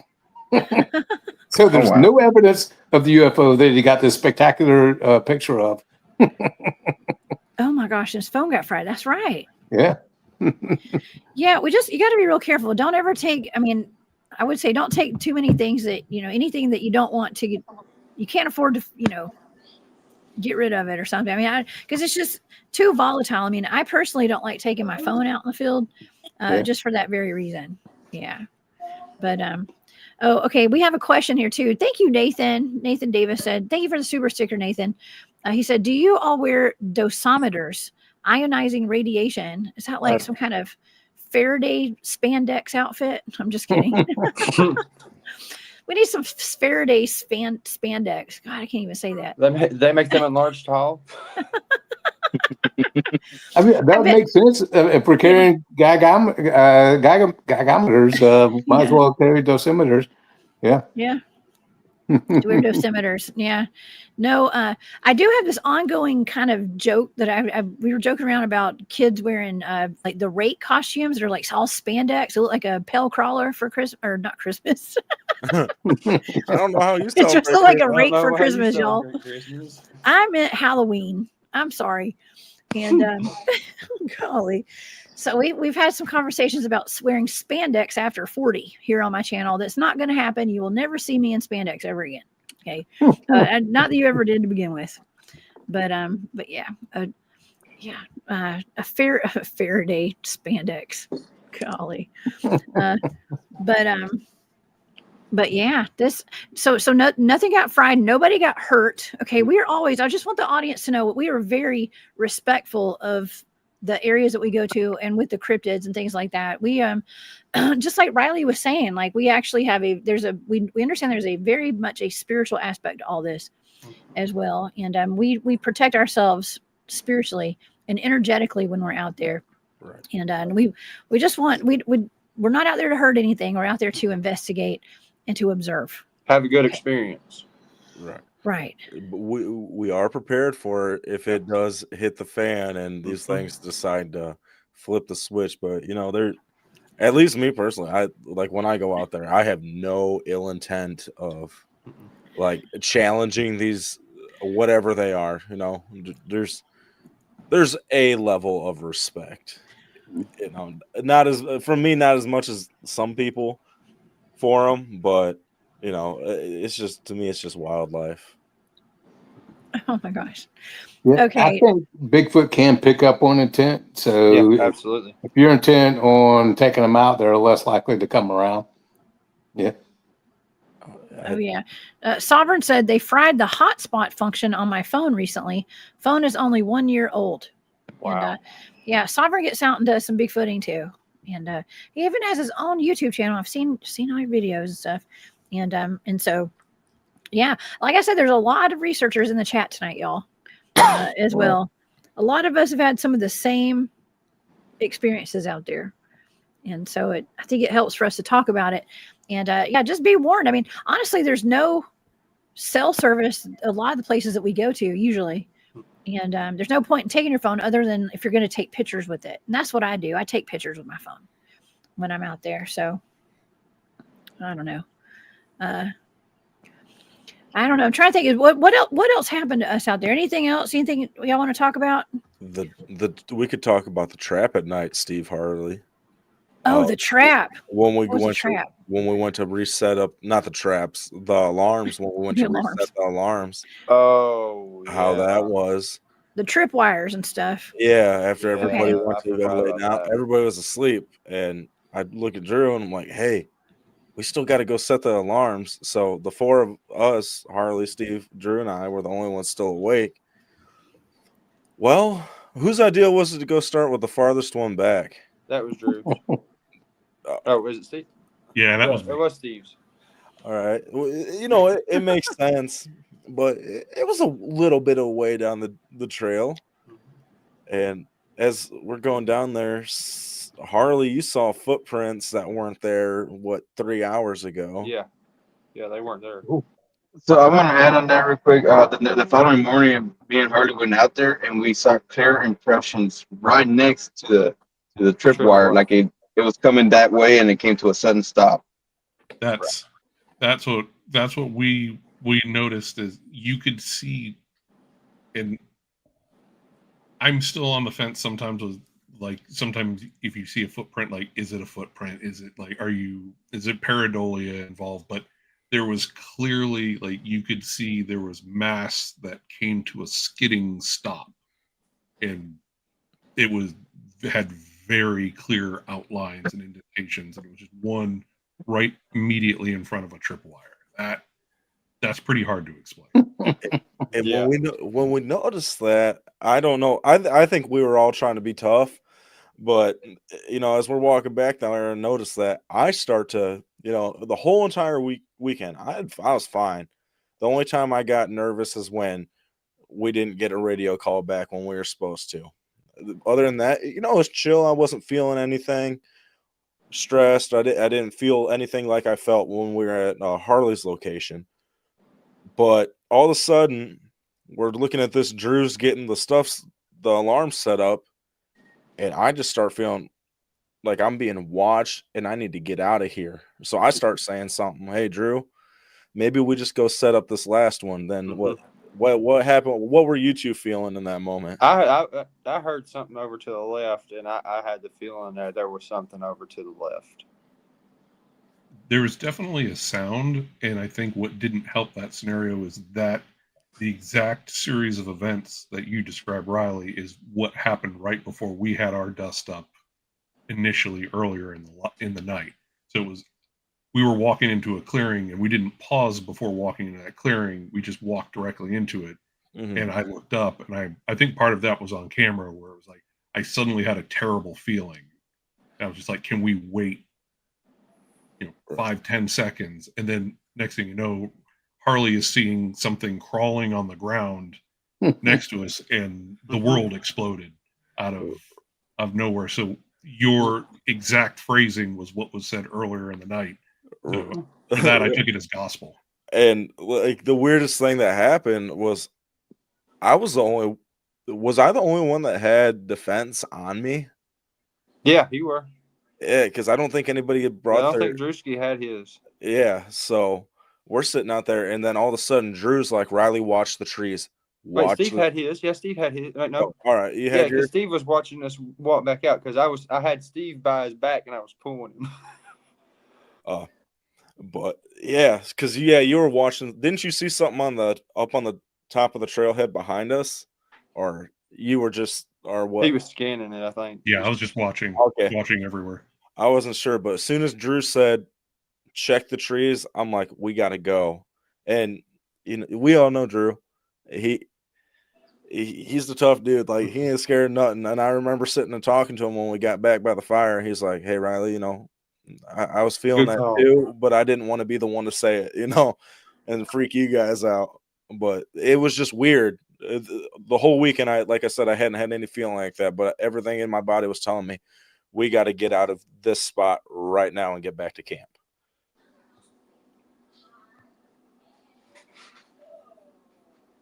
Oh, you're muted, JJ. Sorry, I'm talking over here. I was supposed to read my lips, y'all. Okay, I'm just kidding. So one thing that I've, through interviewing all these people and like having conversation with other researchers and stuff, is like, Dogman wasn't such a big thing back when I first started Bigfooting, right, Keith? Like, y'all didn't tell me a whole lot about Dogman. Totally not on my radar. No, it'd never been on my radar at all. And it wasn't on my radar until after I started doing podcasting. And I started talking to people that I was interviewing on shows, and they were saying, I have seen a dog-headed humanoid and stuff. And the big thing was like always, they're always telling me, it's important that we look up into the trees. You look up high, especially at night during the day, because the dogmen are going to be in the trees, is what they would tell me. And so now whenever we're out in the field, I make sure to look. I don't always, but I try to always remember to look up in the trees. Harley, do you take those kind of precautions too? Because I know you go out kind of by yourself sometimes. Yeah. In dogman territory. Yeah, I'm definitely looking everywhere. And I go into places that I probably shouldn't go. I mean, y'all seen that firsthand. Yeah. Mm-hmm. Yeah, you do. Yeah, Harley. For the audience, Harley is from the East Tennessee area. That was where we did one of our last expeditions with the CW ops and survival folks, and that was eventful to say the least, right? Yeah. I mean, right, Ryley, that was your trial. What do you call it? Baptism by fire or trial by fire? Yep, that was a weekend. That's for sure. That was crazy. That was absolutely wild. Yeah. And there's actually been a little documentary. Our friend Doc Brown was out there, and he made a little documentary about it and stuff. So yeah. Well, y'all have watched. We've seen the intro to it so far. We showed it last time y'all came on the show with me. But yeah. You haven't seen the new one yet, have you? I haven't seen the new one yet. Oh, the new one. I saw the intro, but I haven't seen anything else other than that. The new one is fire. The theme song. Yeah. Yeah. Okay. I went out there yesterday. I had two people come out with me, and one of them got to see his first one yesterday. So yesterday was pretty eventful. What do you mean by one? They get a Dogman or Bigfoot? Yeah, Bigfoot. Oh yeah. Nice. Where we all were, where the old cage was. You remember the cage? Oh, the cage. Yes. The infamous cage. Yes. Actually, there are people that are in the chat that are talking about having women out there around cryptids. And I'm not going to get into the experiment you guys did out there, but it had something to do with having a woman out there. And so, yeah, I don't even think that's appropriate to talk about on here. No. But anyways, yes, that may be why y'all had so much crazy activity that night, actually. That's what I think. It had something to do with women, y'all. Okay, like having a woman out there and stuff. And it wasn't his bachelor party. It was not a bachelor. It was a Bigfoot bachelor party. No. Yeah. It had to do with pheromones. Let's just say pheromones, right? Yeah, pheromones, that's a good word for it. Yeah. That's a good word for it. Body stuff, smell, stuff like that. Okay. I shouldn't even said it, but they're talking about it in the chat though. Okay. And they don't have, we've never talked about that publicly. Okay. But yes. Anyways, and be careful doing that, because when it happens, they will detect the women more, they'll target them and stuff. And so we have to be really careful about that. Do not. Neo says inappropriate research sounds like fun. It's very inappropriate. It was a little risky. I wasn't there, y'all, so I didn't get to see it or do it. But anyways, it's listen. We're out there doing stuff that first of all, you shouldn't do. I don't recommend anybody do what we do out there, y'all. Okay, so don't do as we do. No. We're doing crazy stuff. We'll tell you about it. Okay. Yeah. It's very dangerous. It can be learn from us. dangerous. learn from our us. mistakes. Yeah. Yes. Well, we actually have our good friend Drewski that just popped up on the screen down here. So I think I'm going to pull him up. He's actually live on an investigation tonight at our buddy's home. And we had that video. Ryley, in a minute, would you like to show that video? Yeah, I got it pulled up whenever you want it. Okay, let me see if Drew's ready to come up and talk to us here. Hey, Drew. Drewski. Drewski. Are you there? Okay. I don't think he's ready. He might be getting in his car or something. Oh. Well, maybe we should remove him from the screen. That sounds like a gun click clacking right there. So I don't know. There's no telling what's going on right now. Okay. So I will, when I see him come back up, we'll pull him up in just a minute. But we do have Drewski there. He and Brian, our buddy Brian, who goes out with us, and also our buddy Paul are together tonight. And he just disappeared off of here. I don't think he was ready to come on. Or he may not have good sound. But Ryley, would you like to play that video right now? This is going to show the audience where he's at and what they're doing. I don't think we've shown this tonight yet, have we? No, we done it earlier. Yeah, okay. I got we watched it in private before the show. And so we'll share it with the audience right now. Drewski told me that we had permission to show this tonight. And so let me know when you're ready. I'm ready anytime. Did you want to pull it up on the screen present it? I got it. It should be up there. Oh, there it is. I had to scroll up. Sorry. That was me.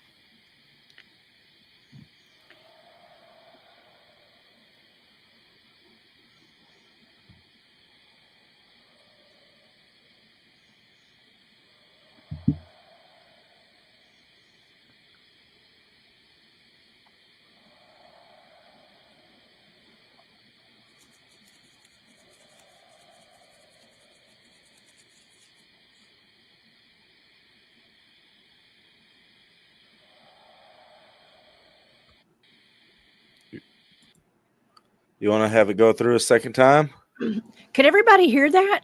So what we're not seeing visuals here. This is is that from a ring cam, Ryley? Yes. Okay, but we're hearing it's like roars. I mean, I told Drewski it sounded like roars, but big howls, roar, something like that in the distance. So yeah, do you want to play it one more time so people can hear?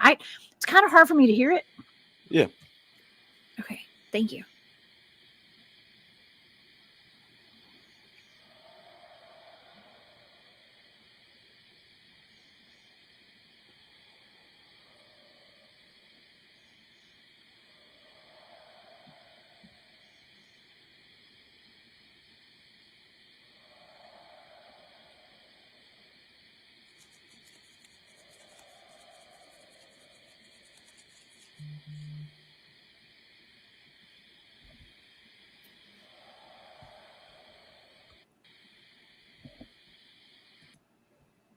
Awesome. Yeah, that's awesome. Thank you for sharing that. Yeah, that's where Drewski is this evening over there with them. We'll see if we can get him to come back up. We got Don back, and I just saw who's that? I think MT Paranormal. We got Mike, who was our guest. Was that last weekend? I don't know. We have Mike here in the chat. Thank you for being here, Mike. Mike Tornincasa out of MT Paranormal Live. He said that can't be a door cam, right? It's panning around. That's right. That's what I was thinking too. Like a green cam, but then it was moving. So I'm just going off what I was told. Yeah, it was kind of moving around, and that's what I was wondering too. It also sounded like somebody was scratching or something. So like maybe somebody was holding a phone, and I don't know.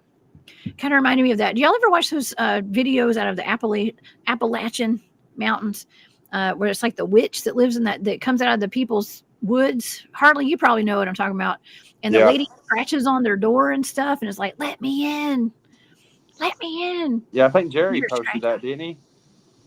I don't know who's Jerry. Jerry Do I know Jerry? Millwood? Oh, Jerry Millwood. Yeah, I know Yeah. Jerry. I know Jerry. He's been on the show. Yes.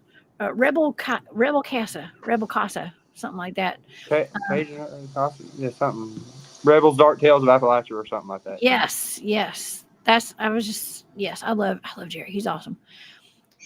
Hey, Jessica, Yeah, sorry. I got called in by the band director. Okay, cool. Thank you for being back. Yeah. Okay.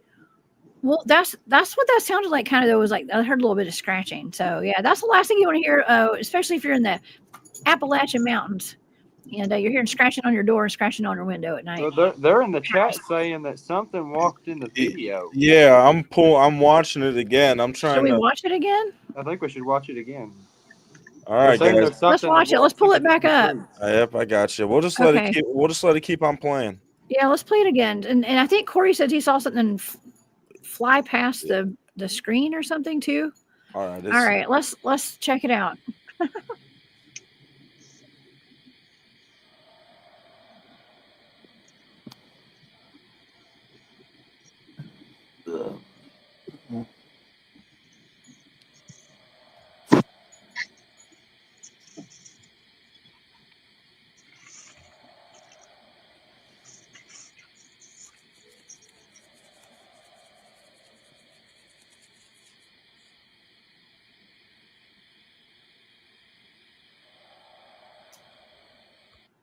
Oh, that was fog.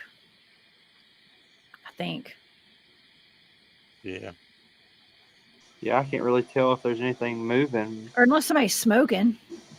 Yeah, because there's Blue something that smoke. pops up right there by the truck. Up in that top left corner, like right before the video ends, there's that blur of white, but it's also moving towards a light source, and it looks like there's frost on the ground, so it could be really cold out there. I think that's gravel. Yeah. There. Oh yeah. Yeah, unless that's somebody vaping or something. Too. I don't know. It seems a little fast for smog or fog or smoke. Mm-hmm. Yeah, I can't really tell if there's anything walking in there. But the people in chat were saying there's something walked through there. Somebody said that sounds like a pale crawler. No thanks. You lost me Pale at crawler. You lost me at pale. Or crawler. Yeah, Shoot. J Truth Seeker said that's a pale crawler that does that. Well, they do make a screeching sound, from what I've been told. Yeah. That don't sound like a screech. That sounds more like a roar, or like a yell. I don't know, Keith. You are my my animal sound expert. What do you think that sounds like? I couldn't tell. Sorry, wish I had a better answer. Yeah, it is weird though. It's something I don't know if I've heard that before. Yeah, we were talking about that pre-roll. Is like I've been listening to this stuff for 20 of the 25 years of my life, and I ain't heard anything like that. Well, yeah. Well, we can add another one to the bingo card. Yeah, we don't know what that thing is, Well, but they're out there looking for it tonight, whatever it is. Maybe we'll get Drew in here to explain it a little bit better. Yeah. I don't know. I mean, we're out there, like Keith. When I first met you guys and I started going Bigfooting with y'all, I was always told by I learned from the best, y'all. But Keith, y'all always made sure that we always had an open mind about everything, right? And you guys had an open mind. You don't ever just like label. You don't label stuff, right? Right. Yeah. Once you get stuck in your labeling, you're more likely to misidentify something. So you got to be totally wide open. Yeah, because it could pretty much be anything. But people that are out there looking for Bigfoot think that everything out there is going to be a Bigfoot, probably. Exactly. And people that are out there looking for Dogman, everything's going to be a Dogman, and that's not always the case. Nope, it's anything and everything. So you better have a big bingo card. Yeah. Stuff. Harley, you know better than anybody too, and so does Keith. I mean, everybody on the screen right now, we've all been out there, but looking for this stuff. But yeah, it's not always we go out there looking for Bigfoot, and there's other stuff out there. There's a lot of other stuff out there, and we don't. None of us have all the answers to any of this stuff. We don't even know what we're dealing with out there, really, right, guys? Nope. No. Yeah. Not a clue. No. Well, The Steve, more we learn, the less we know. that's bingo right there. That's bingo. Yeah, the more we're out there learning and experiencing, the less that we actually know. And Steve, this was the first time you went out with us on a hunt. Would you be willing to go back? I mean, are you excited about it now? Oh, definitely. I've got a handful of places that I feel much more comfortable going in a crowd. There's some places that I will not go by myself, but now that there's a group of people, if I can start nudging, hey, I've got this pin drop that I'm not comfortable going by myself with. Who's game? Let's do it. Absolutely. Yeah, that's we're definitely always something we game. can do. Oh, what? That's why I'm trying to get you all to come up to Michigan. I got so many places that I don't want to go by myself. Oh man, we need to buy a camper, man. I don't know, Keith, you game to ride up there with me? An RV. Let's just get an RV, a big old Yes. RV. We need to get a couple of RVs every state. So I suggested if we're gonna make a long trip like that, for us to rent a RV, a decent sized one, so we can all just pitch Get in a toy on it hauler and and put all just take behind a it. ride. Yeah, we're gonna have to get like good shocks and they lift it. I don't know. We could rent one, but we probably just need to go ahead and invest and buy a good one. Make it like an off-road tactical van or something. I don't know. That's what we're gonna have to start doing. We gotta start really thinking about these things. Or we can steal a page out of from Cryptids of the Corn. They bought a school bus. And That's right. That's smart. That's right. And pimped it up. Man, that's a great idea. I mean, but some of the places we go, like let's see, Juan, you might have been the only person that was there out of everybody on the screen when y'all came to Georgia, and we were. I don't know how we got those vans up that road. I have no idea. It was definitely an adventure just to get up there, especially that one part of the trail that we came across where it was washed out. That was something else. I don't know how I got my truck up there, much less two vans. That was that was a miracle that we even survived that. That was crazy. But yeah, we go into places like my car has been through places that should have never survived. Okay? Seriously, and it did. So I don't know. Go Toyota, man. Toyota are built real tough, apparently. They take a beating and keep on ticking. But yeah. So Steve, so you will. So not only are you going to come back, you've got places for all of us to go meet you there. Absolutely. Hell yeah. I'm still new to this whole game, but there's been a couple of times that I went out in the woods and just turned right back around. Like even the dog wouldn't go farther on down the trail, and I was like, okay, well, we'll wait. Oh yeah. Well, we're always down. We've got to have another one. The next one. Somebody in the chat had asked, how do we come up with the names of our operations? And it's all different. But who came up with Skittles? What is that? I don't even know what that is. When we were out at my place, Kevin had a big old bag of Skittles and he was eating them.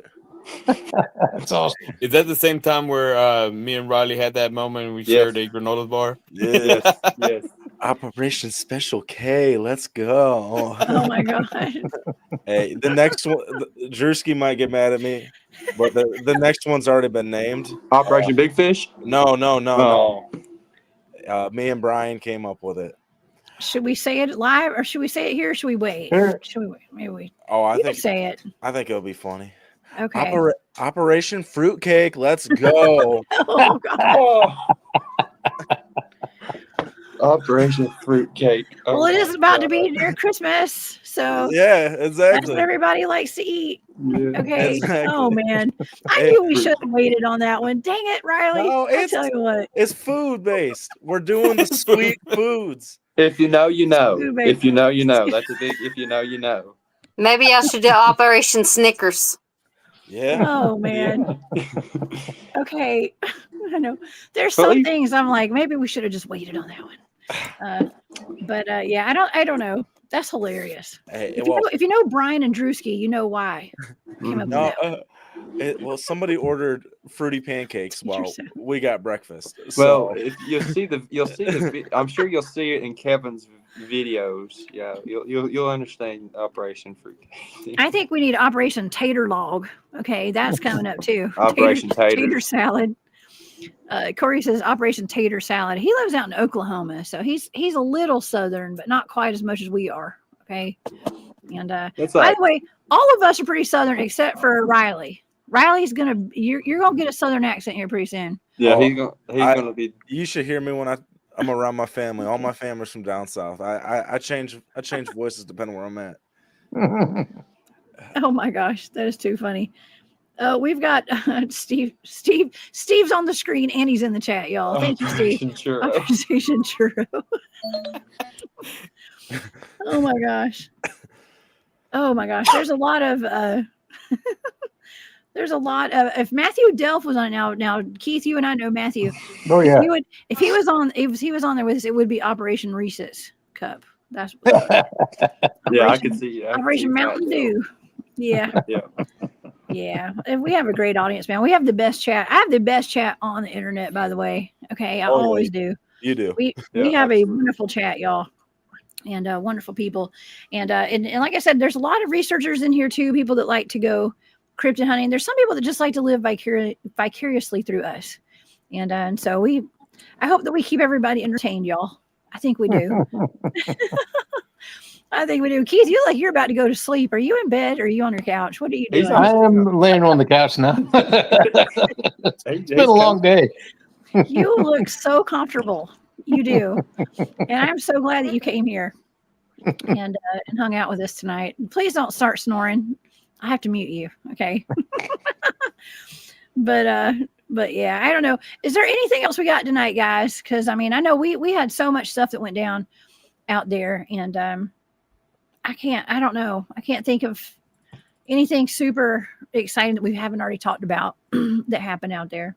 I mean, I do gotta say that as many expeditions I've been on, gotten skunked so many times, this one was crazy active. I mean, we had 2 visual sightings. We got recording of a howl. We got a tree push. Got multiple tracks. I mean, it was a great expedition. I agree with that statement, actually, Keith. And lights, yeah. Okay, well, why, in your opinion, Keith, why do you think that we had so much activity out there? Do you think it was the land? Do you think it was the people? Do you think it was a good mix of both? It was you. Me? Yeah, you. I do bring the craziness everywhere I go. I do. It wasn't. Yeah, I mean, I don't know. It's the synergetics of the group could be. Yeah, who knows? But yeah, we're just lucky. It produced. Yeah, I think it's when you get the right, like you said, that the synergetics, the synergy, and it's when you get the right people together, magic happens. That's all. Oh yeah. Yeah, I think we got a pretty good team together out there. Actually, I really do. Yeah, and you know, honestly, it's really good too because like Harley, we got a mix between like the we got the old school folks out there, like me and Keith been doing this for a long time, and then we got people that are brand new to it. Okay, then we got like people that get like Harley. You get a bunch of evidence and stuff. And you've been doing it for a couple of years, and you know, we're all on different like levels of where we're at on our journey here with it, and I think that makes a difference too. I like that. Yeah, I feel like we got a good mix. There's a variety group when we go out there. Variety, yeah. Yeah. We are really doing something that nobody else is. We have all the generations. Me, Harley, Brig are the new generation. We got we got everybody. So we're coming at from attacks. Yeah. There ain't nobody can do what we do. No. Well, and not have as much fun as we have too. Because I'd say we have fun out there. Plenty of memories, and that's the biggest thing. Making the memory, and it's stuff that we can pass down. Yeah. Yes, pass down to our next generation. Now, Harley, you had your girls out there. You and your wife had your girls out there. Not at this time, but when I met you out at the hunt camp, you were coming in as I was leaving, basically late that night. That's when I rode by and I saw those 2 Dogman looking things up the road. But you had your two girls out there, and little girls. And y'all had some activity. I don't know if we've talked about this too much on the show, but but they had some activity. I know Gary Spikes is in the chat, and some of those guys that were out there were saying that they believe that maybe one of the juvenile Sasquatches was they were interested in your daughters out there, your little girls. Yeah. Can you tell us about that a little bit? Because this is the same place we were at with our operation. Yeah, there was one night there that something came up to the tent and was playfully tapping the tent. And Gary was telling me that it was the little girl Bigfoot, little baby. Oh wow! Little baby Bigfoot came up and was trying to play with Ivy and Iris. Wow, that's wild. And Gary said it was a baby, not a juvenile. Yeah, thank you, Gary. By the way, y'all, Gary makes amazing walking sticks. Oh yeah, I love mine. Thank you, Gary. I have the most beautiful walking stick made by hand by Gary. So thank you, Gary. You're the best, man. And he really tunes into the Bigfoots and Dogman and everything that are out there. So yeah, were your girls scared at all? Like when they were out there? Asleep. They were asleep. Oh. So yeah. Well, that's really interesting. I know with all the people out there and with you, there's certain places I don't take my son, but like places like where we were at with all those families and people there, I would feel safe taking my son there, and your girls and stuff. So, and I actually think it's kind of sweet that a little baby Bigfoot wanted to go get their attention and stuff. Oh yeah. Cool. So to add a little bit on that, my son was there, and that was his first time being out there, and he truly enjoyed it a lot. He just wished he could go out to the field more. But there's safety reasons why we can't allow that yet. Mm-hmm. Oh yeah. Hey, listen, we're gonna have a kids camp one day. Yeah. One day we got a lot of ideas. Yes, and Keith's gonna be the head of it, right, Keith? No, we'll designate Keith the teacher. Keith is gonna be camp counselor out there. And, kids always listen to what I say. Yeah, my son does. We can have a slapping contest, right, Keith? I'm just kidding. The kids will own me. Oh man, I know it's fun. Keith and my son get along real well, y'all. So we go camping. We've been camping plenty of times. He's fun. He's awesome. He is. He is. Well, y'all, this has been a wonderful, wonderful conversation tonight, and I'm super, super blessed and thankful that y'all came on with us, and we've had this wonderful debrief of Operation Skittles, and I'm sorry that Drewski couldn't get here. I think he tried. He was in there for a second. But nonetheless, I don't know. Does anybody have any final thoughts, or do y'all have anything you want to say, or any good memories, or just something to leave the audience with tonight? I don't know. Starting with let's go down the line. Ryley, any final thoughts? Basically, if you guys are going to do this, or no, let me rephrase this.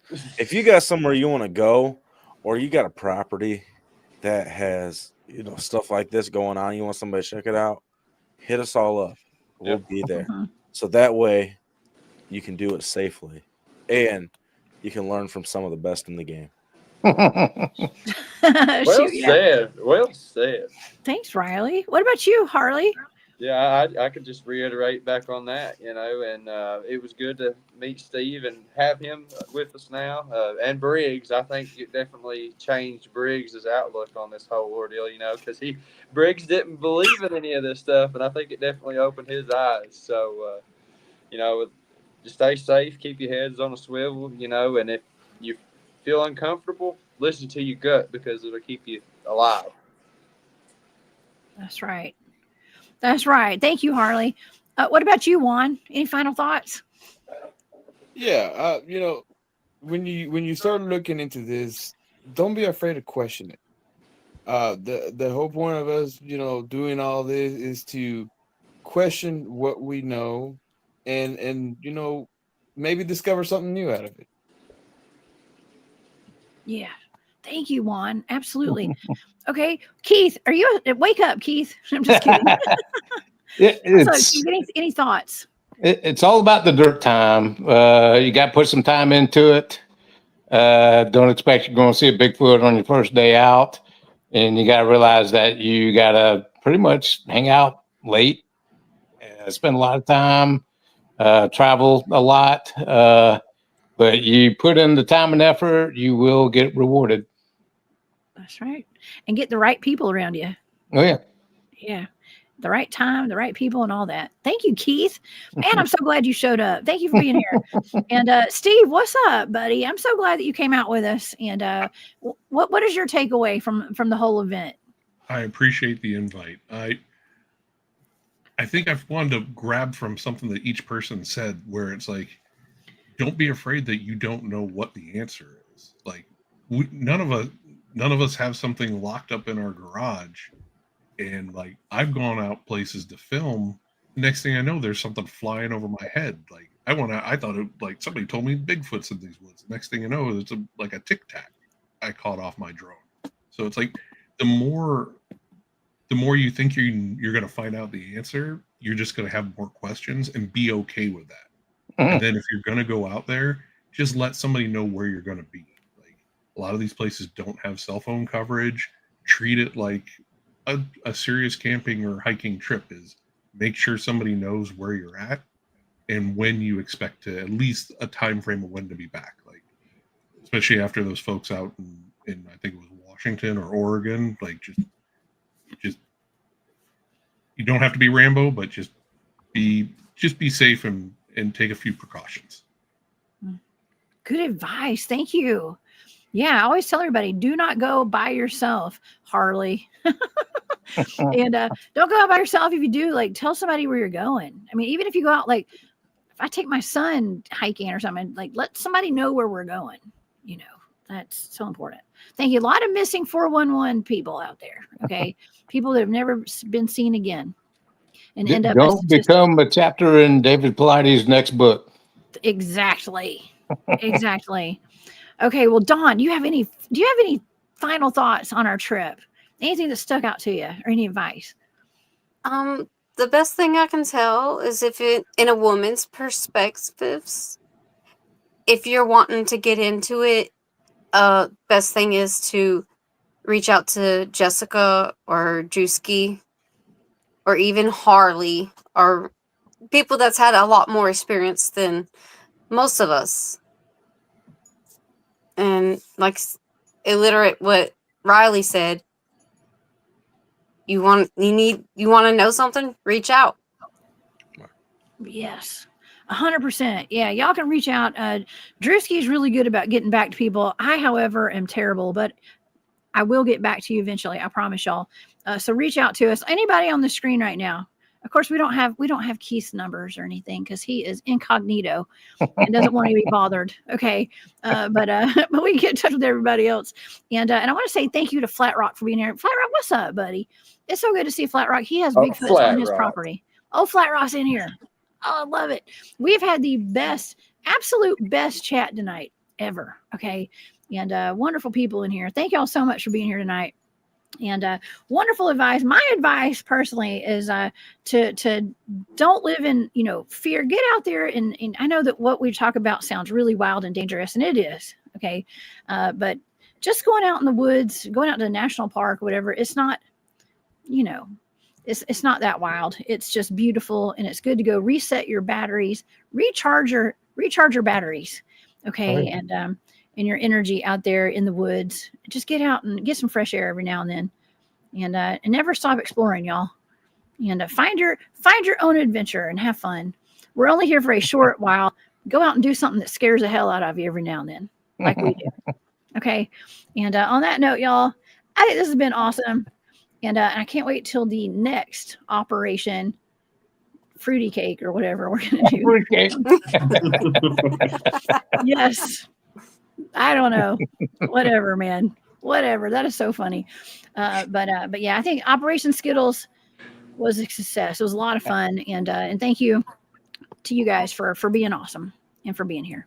Okay, y'all. Well, oh, and I forgot to ask everybody, what are your podcasts? Like, some of y'all have podcasts and YouTube and Rumble channels. Ryley, tell everybody where they can find you. You can find me anywhere. You can type in Midwest Mythos, Instagram, X, TikTok, YouTube. You got to put Midwest Mythos podcast. But anywhere that you can find that, you can find me. And if you want to get a hold of me for some reason, go to my Instagram, or you can message me at midwestmythospodcast@outlook.com. Thank you so much for having me this evening. Amazing. Okay, Harley, where can people find you? Well, was formerly Bigfoot Reports of Data, but I went underneath the name change and went through Owens Outdoors. So you can find me on Owens Outdoors on Facebook, Instagram, TikTok. Or if you need to get a hold of me, you can reach out to me on Messenger, Harley Owens. Would love to hear your stories, or if you need anything, I can answer your questions. But had a great time tonight with everybody. It's good to see everybody, even though we're miles and miles away. But I can't wait to see you all again. Thank you. All right, Juan and Dawn, you guys don't have a channel yet. Not yet, right? No, but Not yet. you can always get a hold of us through this CW operations. Our head honcho Drewski would take care of that. Absolutely. That is Cryptid Warfare Podcast too, y'all. Be sure to go check out Harley. Well, Harley's too. But check out Drewski's podcast. It's called Cryptid Warfare Podcast. Y'all go and subscribe to that. And definitely go subscribe to Midwest Mythos and Owens Outdoors, formerly Bigfoot Reports and Data. And Keith, where can people find you? Nowhere. CryptidHunters.com. The cryptidhunters.com. Yes. The curveball. Come find him over on my channel, y'all. I'll get you in touch with him. I'm just kidding. And Steve, I love the name of yours. It says Surviving the Strange. I think you survived the strange up in Alabama, if I'm not mistaken. You survived it. Thankfully, I survived it. You did. I know YouTube does not like Rumble links, so Surviving the Strange on Rumble. I'm also on Instagram, and if you have anything that you want to reach out and contact at survivingthestrange.com. Cool. Awesome. I also have a Rumble channel too, y'all. We all should have one, actually. but yeah, okay. Well, wonderful. Y'all please go subscribe to all of our friends here on the screen, and our friends that are not here with us, who are part of the team. Y'all show your love, show your support. And y'all, thank you so much for being here. I want to thank everybody for the super stickers tonight as well. Peanut butter and jelly. Thank you, Jason, Nathan Davis, and Larry Sharp. Y'all are awesome. I appreciate y'all. And okay, well, I guess I will be back here on Monday with a brand new show, Monday Live at 1 p.m. Eastern. And I can't wait to see y'all then. And until next time, y'all, stay safe out there. Keep your head on a swivel and don't live in fear. All right, y'all. We'll see y'all later. And yeah. And thank you to all the people from Hollins that we met, that I'm friends with, that were in the chat tonight too. Thank y'all so much for all the support. And thank you to Stacy and Brian as well, who were our friends that were camping out right above us that whole weekend. All right. Yeah. I think that's it, y'all. Everybody have a great night. We'll see y'all later. Right. All right. Bye, y'all. See y'all. Bye.